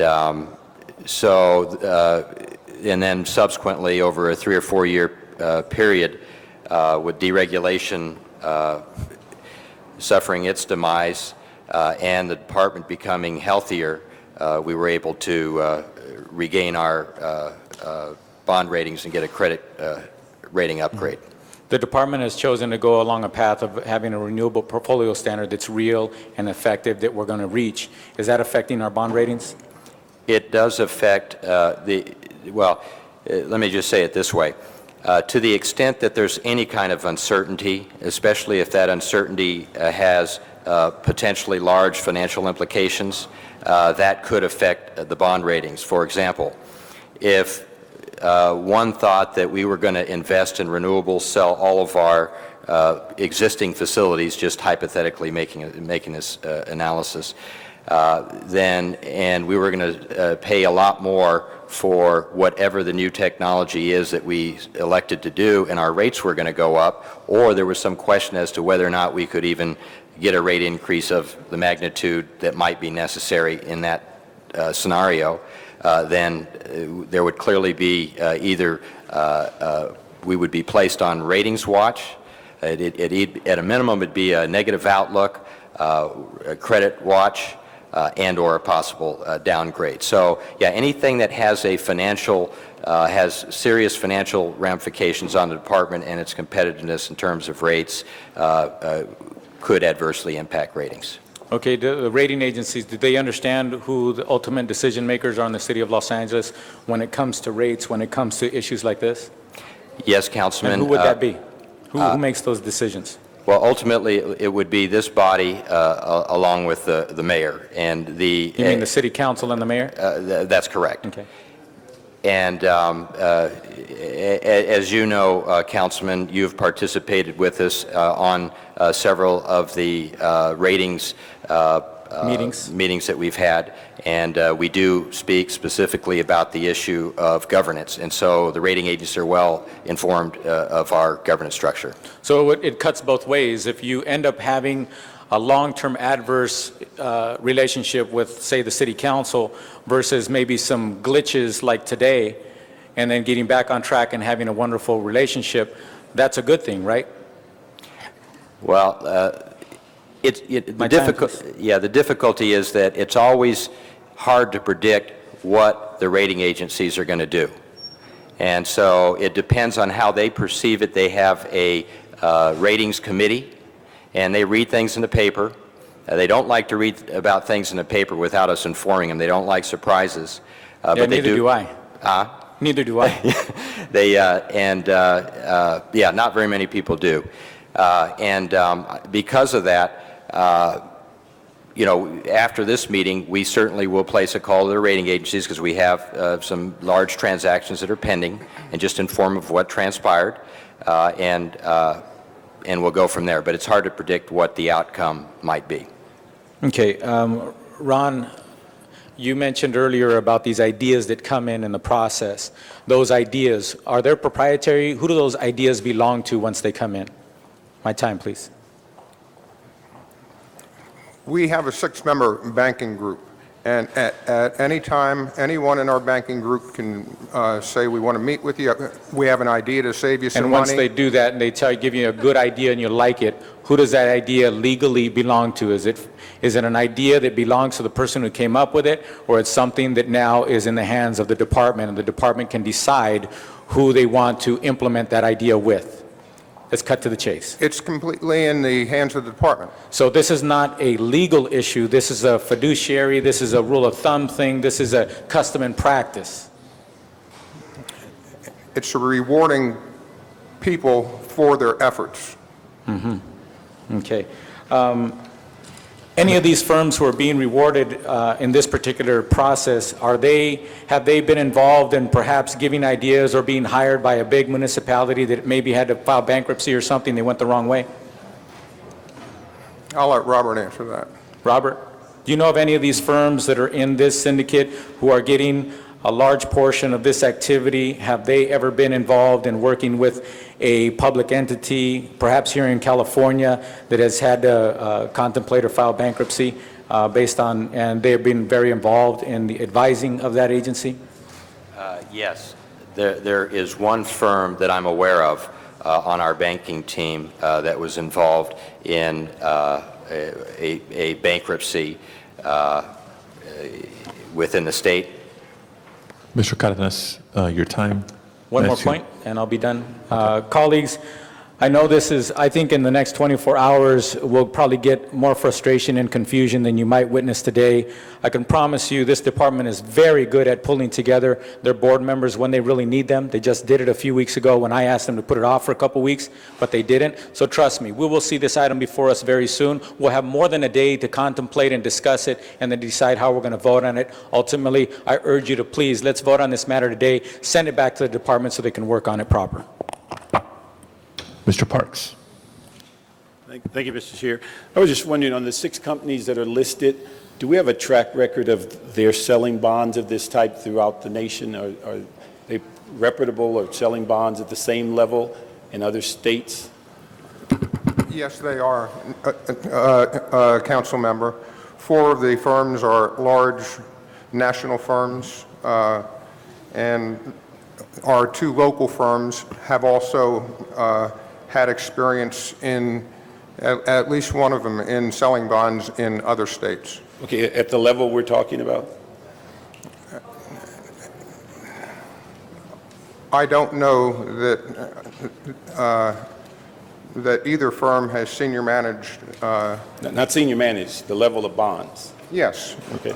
They've been involved in similar transactions. In fact, they're involved in the large sale by the state back during the energy crisis. What was that, $9 billion? Around 9. Yes. Okay. The issue of looking at the 4 major companies, are they all headquartered in New York?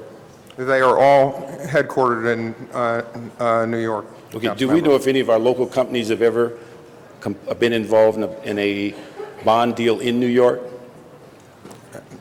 One of the small firms that's headquartered in San Francisco does have a trading desk in New York. Okay, they've been involved in bond deals? Yes, they've been involved in bond deals. Okay.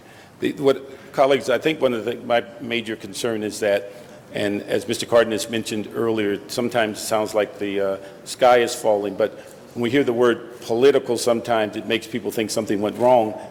I just stand here to say that the reason that our bond rating is as high as it is because some of the political decisions made in this horseshoe, such as how we deal with our debt, how do we deal with financial policies, how we've come up with a reserve fund that where bonding companies look at us as being frugal, and how we've dealt with our business. And so I don't think it's a negative that the political process has interjected itself, and even to the fact that we've imposed upon the proprietary departments and CRA many of the policies that were approved in this horseshoe. So I don't view it as a negative that the political process is involved. I think the issue still comes back to local companies, small companies deserve, particularly if they could sell the level of bonds throughout this nation on a very similar kinds of bond sales, water and electricity, they certainly can do it here in Los Angeles. And so I would echo what Mr. Cardenas says, that one day doesn't solve a problem, but we would have more than a week to understand what the issues are if people had a need for individual conference. But what's most important is having this go back to the department so they can begin to work on the input that they've received today. Although there's not a document that lays out a policy of the City of Los Angeles in this issue, they've certainly heard more than enough today as to what people are concerned about as a policy issue on this area. And although it's a small point, the last time we checked, and although you may be using the word minority firms in a different light. The last time we checked, I think it's something like 60 to 70% minorities live in this city, so I don't know quite who the majorities and who the minorities are. And so the issue is if we're saying minority firms because it's owned by a minority, or it's a minority firm because it's a firm that's not a big firm, it's a small firm, clearly we need to validate what that means, because the majority of our community are minorities. And so I think we need to kind of reflect on what that means when we use those terms. Mr. Smith. Thank you. I just wanted to bring a couple points forward. I heard your discussion about the downgrading of our debt back in the late 90s, early mid-90s, and I want to correct something. What downgraded our bond rating in that time frame was something called $8 billion of stranded debt. Had nothing to do with those political decisions that were made. It had to do with that discussion about how much in debt we were at the time, which was $8 billion. And a real credit to the department is you cut that in half in no time at all over a few years and have really gotten us in a very positive position. To hear you say that this decision today could affect the bond rating, I think is really inappropriate, because it's not going to matter to those folks. I remember that same argument by this staff just a year ago when we talked about the 18% rate increase on the water side. And the same argument was made that if you don't pass that 18%, our bond rating could be damaged. And we talked to those bond agencies, and they said, no, that's not going to damage your credit rating. You got a great credit rating. So to hear that discussion today, I think is really inappropriate. And for those of you who sit around here, you should not be swayed by that. Our bond rating is not going to be affected by this decision today, not in the least. So the question is, what is the right thing to do? I am one of those who have always said, we're the second largest city in America. We should be driving the marketplace on these kind of issues. We should be saying we want business located here in LA. We want to support the businesses that are here in LA, and we are big enough to dictate that to the marketplace. And so I think Mr. Cardenas is right on this, and I support him on that, but don't be swayed by that comment about bond ratings and all that. That's not true. We found that out last year when we went through the rate increase on water. We found it out in the 90s. The big driving issue was the $8 billion of stranded debt, not those political decisions that we made here. Mr. Rosendahl. Thank you, Mr. President. I love this experience here. It's really good. $1.8 billion and the kind of energy I'm seeing here around the table. One thing I want to say is I don't like a gun to my head. Nobody has a gun to my head. The people in my district elected me to represent them, and I'm not going to be pressured into any attitude about anything until I understand all the facts. First of all, I was in that committee meeting. I asked a question, and I got an answer that didn't give me enough comfort. And so the first thing I want to do is be clear and let you know, I never used the word anything but California-based firms, and it was after the chair brilliantly took us through the process where he clearly found out that those two California firms were considered by staff to be qualified for whatever percentage. So, Madam City Attorney, when you talk percentages and you talk affirmative actions, you're talking about stuff that we never talked about, and I never talked about. You should listen to the tape of the committee hearing this morning and understand that before you make those kinds of comments that could be anecdotally suggesting issues that were not in my mind. I can tell you that going into it. So I would like the council to just reject this entire report and these motions and send it all back to DWP to be reconsidered in a week. Thank you. Mr. Labange. Very much. Ms. Lopez, thank you for being a great city employee, city attorney. I read a report, Mr. Rosendahl. Read a report, and that was her opinion. Would Mr. Delgadillo say the same thing you're saying right now, our city attorney? I've spoken to several other city attorneys who, on the face of looking at the report, that's the problem. You have a public document here, and the public document suggests certain concerns, which is the reason why I indicated my concerns. And I said that when I first spoke. I indicated that I had read this document, that I was not there, and that based on the language in the document, that was the concern. Thank you. Mr. Deaton? Just on your time, Mr. Labange, reiterating some things that Mr. Parks and Mr. Smith said, the ratings of the Department of Water and Power today, the financial stability of the power system particularly, I think is directly related to the decisions that were made in this horseshoe. not the decisions that were made in the Department of Water and Power, but the decisions that were made on this floor to do the right thing at the right time. And I don't necessarily believe that the rating agencies will look at what was either done or not done today or either done or not done tomorrow as a glitch in that relationship. We were just indicating that I don't think anybody in this room can exactly determine what the rating agencies do and why they do it. We were just giving you fair warning that it is possible, and we have both the president of the council and the chairman of the committee have gone back, both locally and gone back to the rating agencies and to ensure them of the political stability of this horseshoe, and I'm sure that that will be taken into account. However, there are always potential glitches, if you will, to use the term. I want to ask a question for Mr. Miller, and hold my time, Madam Clerk. Who's responsible to be the expert in our operation on funding, on money, on cost of money, etc.? Well, the CAO is responsible for the issuance of city debt and credit rating, credit agency relations. The Treasurer's Office obviously is responsible for the investment of city funds. And the Controller's Office? The Controller's Office is responsible for monitoring what happens and ensuring that everything is done appropriately. Have they all looked at this particular issue? Those who are responsible for it? The city administrative office has. The CAO has, certainly, and yeah. I mean, that's why I want a continuance for today. This is a lot of money. You know, we want to build things in this city, right? And the infrastructure. And I don't know what the cost of the challenge of the southern part of the United States and the Gulf states will be, to what the cost of money will be, and whether we could, you know, I like to hire guys from Marshall High, but if guys from another high school could, or women from another high school, excuse me, Ms. Lopez, could do a job, so be it. I like local 1,000%. But what you want to do is try to get the most return on the bonds to be able to extend the power lines, the water lines, the infrastructure of the Department of Water and Power. Is that correct, Mr. Deaton? Is that the basic element of this? So I'm just learning more about this right now as it's come in, and I do think it would be appropriate that we do continue this one day and make a decision tomorrow if we could. So I ask for an aye vote on continuance. Mr. Cardenas for a third time. Yes, thank you. I'd like to make a clarification, if I could please, on what Mr. Rosendahl said, and I agree with him that we should disapprove the committee report, but also that we take up the motion that we reject the 2 resolutions adopted by the department. Other members of the council wishing to speak at this time?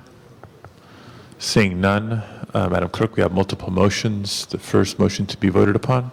The first motion, Mr. President, would be to continue the entire matter for one day. Okay. Colleagues, let's open the roll on continuing the item. A yes vote continues the item. Please open the roll. Close the roll. Tabulate the vote. 6 ayes, 7 no. Okay. That does not pass. Next vote, please. There is a motion to reject the committee report, and that would be the first vote, and then the next vote would be to disapprove the bond issuance. So it's 2 separate votes? Yes. Okay. Let's open the roll on. Just a point of memory. What happens if that failed with the continuance? What if I ask for reconsideration tomorrow? Is that possible? Somebody from the prevailing side would have to be asking for the continuance, so that would have to be somebody that voted. Okay. No. I have a parliamentary question, Mr. President, which is, what I just heard was that the first motion we were supposed to vote on would be a motion to reject or disapprove the committee report. Okay. If we reject or the committee report states 2-1, reject the bond. So if we vote to reject or disapprove the committee report, what we typically do in this body is vote on committee reports. That's what we do.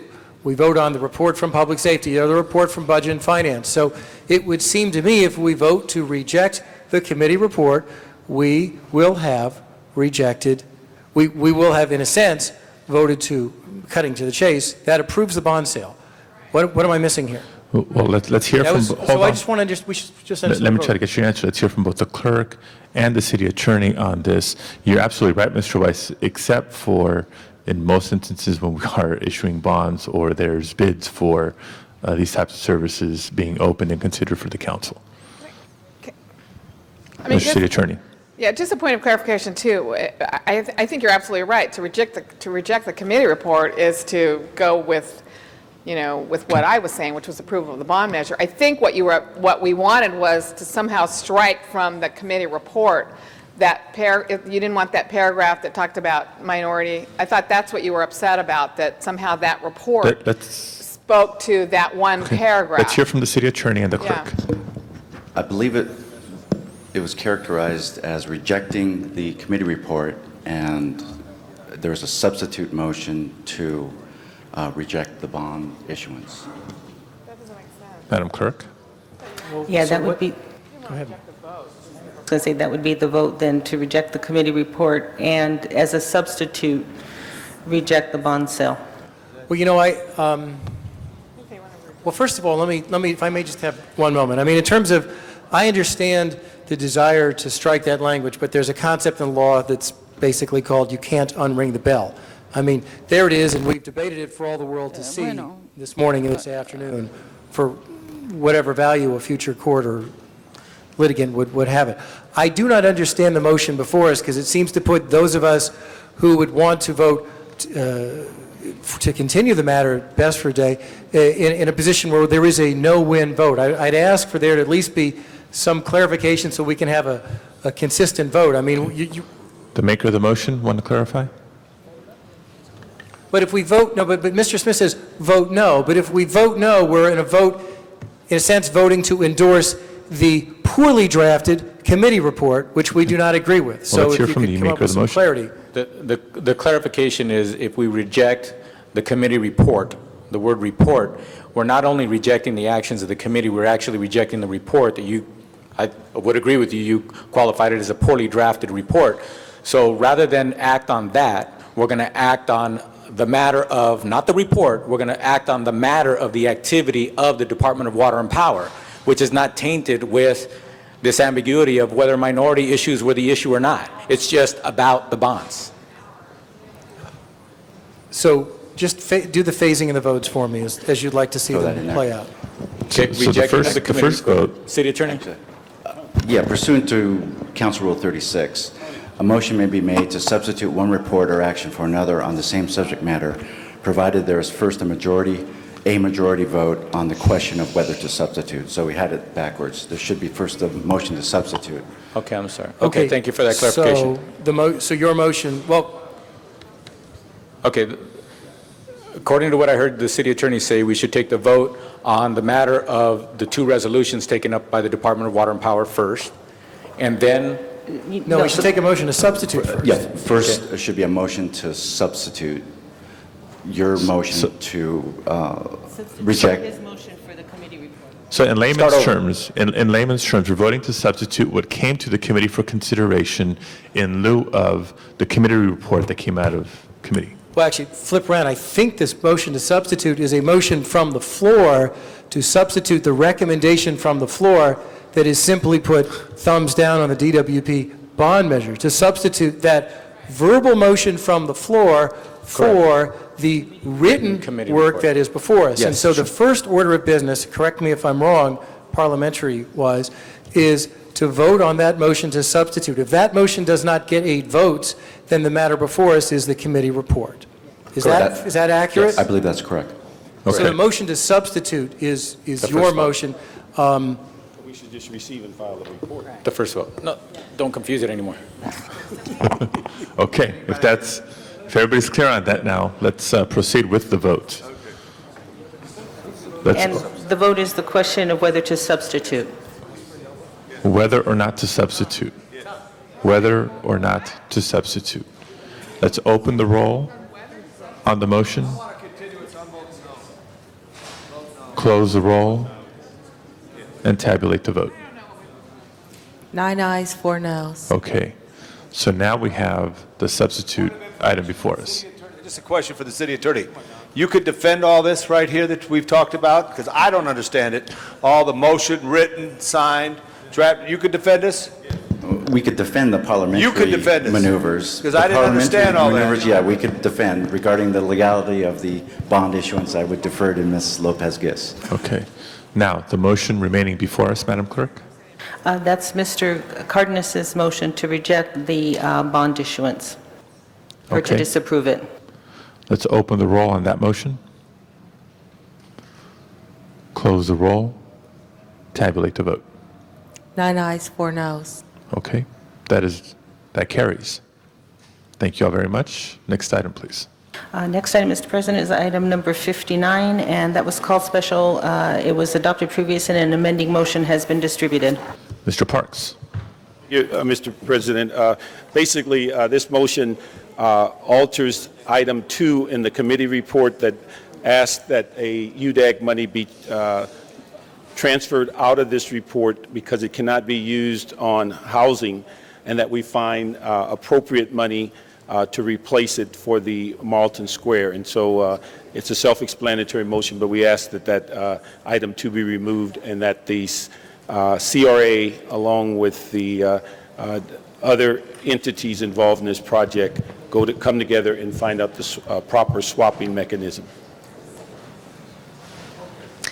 Thank you, Mr. Parks. That amending motion is before us. Colleagues, on item number 59, Madam Clerk, open the roll, close the roll, tabulate the votes. 12 ayes. Thank you, Madam Clerk. Council President Padilla has asked that item 73, which has already been approved, to be reconsidered to hear from 2 individuals for public comment on item 73. So that item now for reconsideration is before us, council colleagues. Madam Clerk, open the roll, close the roll, tabulate the votes. 12 ayes. Okay, that item is before us. Mr. Padilla. Thank you, Madam Chair. Colleagues, I know we approved this earlier in the meeting today, and I do rise in support of the item, but had a couple of constituents and neighborhood council leaders come down on this item, and I wanted to afford them an opportunity to speak on this effort, which is a partnership between the Neighborhood Council, my office, and the Department of Transportation on getting some abandoned vehicles off our streets. Go ahead. My name is Morris Pichon. I live in Pacoima. I'm a member of the Pacoima Neighborhood Council. I'm here to actually thank you guys for approving the motion number 70, item number 73, because we in Pacoima need some quality of life issues like abandoned vehicles, cars on the lawn, junk cars all over the place, front yards being stored with trucks. Some front yards are being considered as parking lots. There's so many vehicles on the property. There's a lot of things going on in Pacoima that are in violation of the Los Angeles Municipal Code. I personally have driven through the area and come up with at least 500 single-family residents that I consider, in my opinion, a violation of the Los Angeles Municipal Code. I found out that there's 1,900 single-family residents in Pacoima. So my estimate is that over 30% of the residents are in violation of the code. So I thank you guys for your vote in approving item 73. Thank you. Thank you. Next speaker. Good afternoon, good morning. My name is Edwin Ramirez. I am the president of the Pacoima Neighborhood Council. I want to thank you for your collaboration, your effort, your support, Mr. Padilla. Thanks. Great work. Our Neighborhood Council emphasizes in working with all of the groups that are active in Pacoima. I want to also thank the support of Pacoima Beautiful, Pacoima Partners, Neighborhood Legal Services, the office of Mr. Alex Padilla, and Mr. Tony Cardenas, who's not a stranger to our activities. It's a great collaborative effort. It's not just the Neighborhood Council, it's not just one individual, it's a group. And I want to thank that support, and great to be here. My first time speaking in front of the council. God willing, will not be the last. Thanks. Welcome. Thank you very much. Mr. Padilla. Thank you to you both, and colleagues, appreciate your support for this item. Be more than happy to share the program information with any of you if you're also experiencing a problem in your districts in a concentrated area with a lot of abandoned vehicles and vehicles being parked not in conformance with the city's code and laws. And with that, Thank you, Mr. Padilla. That item is before us now, item number 73. Colleagues, Madam Clerk, open the roll, close the roll, tabulate the votes. 11 ayes. That item has been approved. Next order of business, Madam Clerk. Next item is item number 89, and that was call special for card from the public. Y el número 89 se ha pedido especial por el Are you sure? público. 89? 86. No, Okay. 86. 86.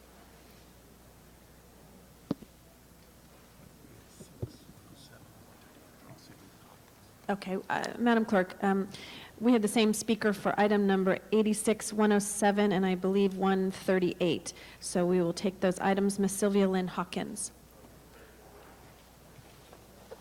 Good morning, everyone. My name is Ms. Sylvia Lenny Hawkins. I would like to say Jan Perry did not win District Number 9 because no one voted during the timing. I won.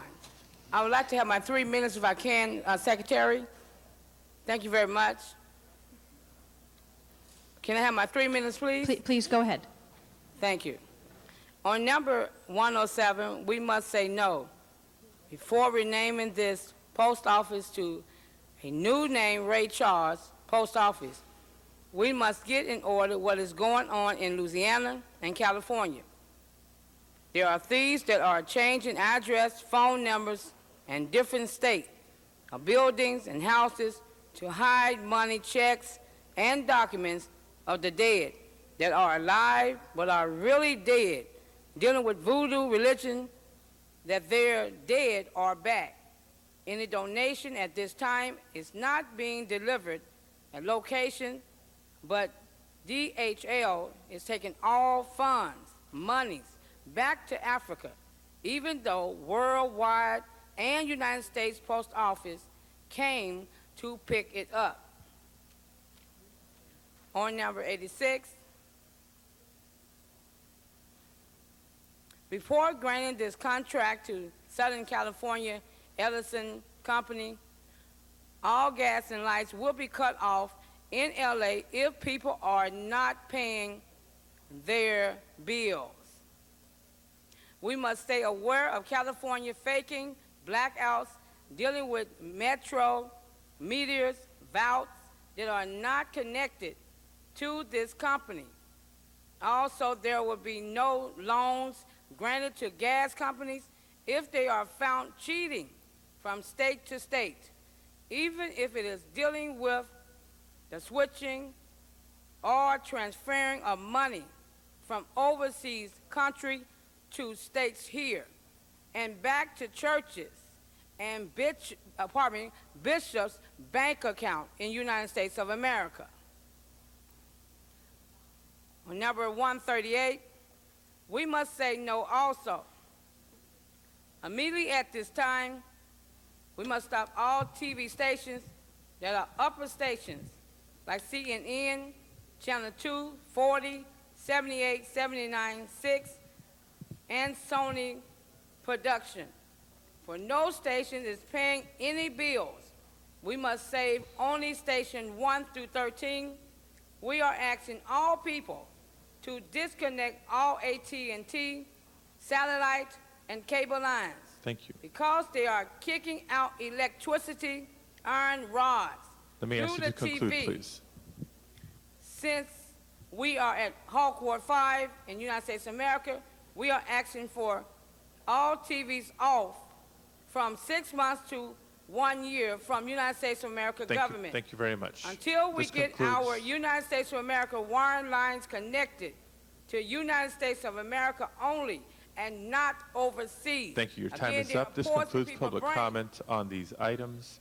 Members of the council wishing to speak on items 86, 107, or 138? Seeing none, let's open the roll, close the roll, and tabulate the vote. 11 ayes. Items 107 and 138 are approved. Item 86 is an 107, ordinance and carries 138 over han for a sido second reading. aprobados. El 86 Madam Clerk. es una Oh, ordenanza, se actually, le va Ms. a dar Perry. la segunda lectura. I Señora had a Perry. request from Mr. Parks on some items that Hubo need to be peticiones, sent señor Parks, forthwith. deben ser That includes mandados. item 30, 59, 76, 81, and 93. Catch that, Madam Clerk? Inmediatamente. Slowly, Lo pudo so the clerk decir can el get señor them. Alejandro. 30, 30, 59, 59, 76, 8193. 93. Okay, let's send those items forthwith, along with our commission Rápidamente. appointees that were approved today. That's items 17 through 25, items 132 and 133 as well. 133 también. And when we're ready, next item, please. Next item, Mr. President, there are three special motions that have been presented. Special one is moved by Councilmember Labange, and the city attorney will speak to the findings. Mr. City Attorney. Thank you, Mr. President. I will cite the facts as presented to me by the maker of the motion for the council's consideration of the adequacy of the findings. On August 13th, Samuel Salas was shot and killed in North Hollywood. The Los Angeles Police Department has renewed its request for a reward for information leading to the arrest and conviction of the remaining suspects. Immediate action is required to protect the community from these suspects. Council must first make findings pursuant to Government Code Section 54954.2 before considering the substantive motion. Okay. See no question from Councilmember, Councilmember Labange. Mr. City Attorney and members, thank you. This was a tragedy that took place, as all are tragedies when someone dies of violence in the city. But Mr. Zion was working with a unit that apprehended one suspect. There's about 8 suspects. So Detective Coffey and others in North Hollywood are working very hard on this. I attended the funeral, as many of you have attended Speaking funerals. to the findings, Mr. Saddest Labange. thing. And I am just asking for an aye vote. Thank you. Okay, we'll vote on the findings. Entonces Open vamos the a roll. votar con Tally the respecto al vote. descubrimiento. Tabulemos los 11 votos. ayes. 11 Okay. sís. Findings have been approved. Now we're going Entonces, han to sido, speak to the motion. Entonces vamos a hablar ahora de la On the motion itself. petición, la petición en sí. Open the roll. Vamos a tabular los votos. Close the roll. Tally the vote. 11 ayes. 11 11 sís. ayes. That item is approved. Entonces se han aprobado. Next item. Al Next item is Special 2, and that was presented by el Councilmember artículo Padilla, and número the 2, city attorney lo will speak to the presentado findings. el concejal Padilla Okay, y City el Attorney. abogado Thank you, Mr. President. hablará de la ciudad. Since the hablará posting of today's agenda, the nation has been made aware ya of the que breadth of destruction se- left by Hurricane Katrina. Immediate action is required to La transfer nación $2.8 million tiene to a Katrina Relief Fund to aid in the Gulf conocimiento region's recovery. de la Council must tragedia first make del findings pursuant to huracán- Government Code Section 54954.2 before considering the huracán substantive motion. Katrina y Okay. See no one pedimos que speaking to the se findings. We'll vote on the trasladen findings. Open the roll. 2.8 millones de dólares Close the a roll, tally the esos, y no, 11 ayes. 11 ayes. sigue el It's código de la ciudad. Now we'll go to the Entonces, item itself. 11 sís, ahora Th- bien. Con Councilmember respecto al Padilla. artículo Thank you, en Mr. sí, Chair. concejal Colleagues, Padilla, gracias, señor call presidente. your attention to Colegas, Special le 2, pido que which is presten now atención before us, and also al Special número 3, 2 which has been y el introduced by número Mr. 3 que ha Zine, sido that will también take up presentado por el next. señor Zine. This is in response to Que lo the ocuparemos tremendous próximamente. impact of Respondemos not con only esto al Hurricane impacto Katrina, in- but the aftermath of Hurricane Katrina and the levees breaking in increíble New del huracán Orleans and the Katrina tremendous y del impacto damage that's been inflicted de lo que ha upon dejado atrás not just el Louisiana, huracán, but Mississippi no and Alabama as solamente well. en As many of you Louisiana, saw pero también en the Mississippi y horrific Alabama. consequences Ustedes on the news, las it consecuencias didn't take too long horribles for the city of Los en Angeles to react. As part of a national las, urban search and rescue network, we were quickly called upon for assistance. Y fue la And ciudad yes, de there are Los currently Ángeles more la than que 100 respondió personnel con más from Los anticipación Angeles y on the hay hasta ground más de 100 there assisting. personal And as the de Los conversation, Ángeles the aftermath en continues to unfold, ayudando. we Así know que, looking y forward that there are a lot of questions as to how else the city of Los Angeles and medida que cities continuamos throughout the respondiendo, country will be asked to contribute Y las in ciudades a terms of través del finances, país, in terms of se les pedirá personnel, que in terms of contribuyan no expertise, solamente but also in terms of financieramente, being a personal, new home for so many también experiencia. individuals and families that have been forced to también relocate. So I see the fire department is here to speak on this item. Want to call them forward and ask them to make a brief presentation, but construir specifically and nuevas casas a las technically, personas que han what perdido Special las 2 casas. does is Así it que begins aquí to el departamento move de monies bomberos, from así que lo que account empieza to a hacer account es within the mover city of Los dinero, Angeles to cover the fondos expenses de that we are un lugar a already otro para cubrir beginning to bear when los it comes to gastos que ya personnel-related costs and other things. So empezamos I'll turn it over to the staff at this tener point. con respecto a los costos de personal. Faith Zawa.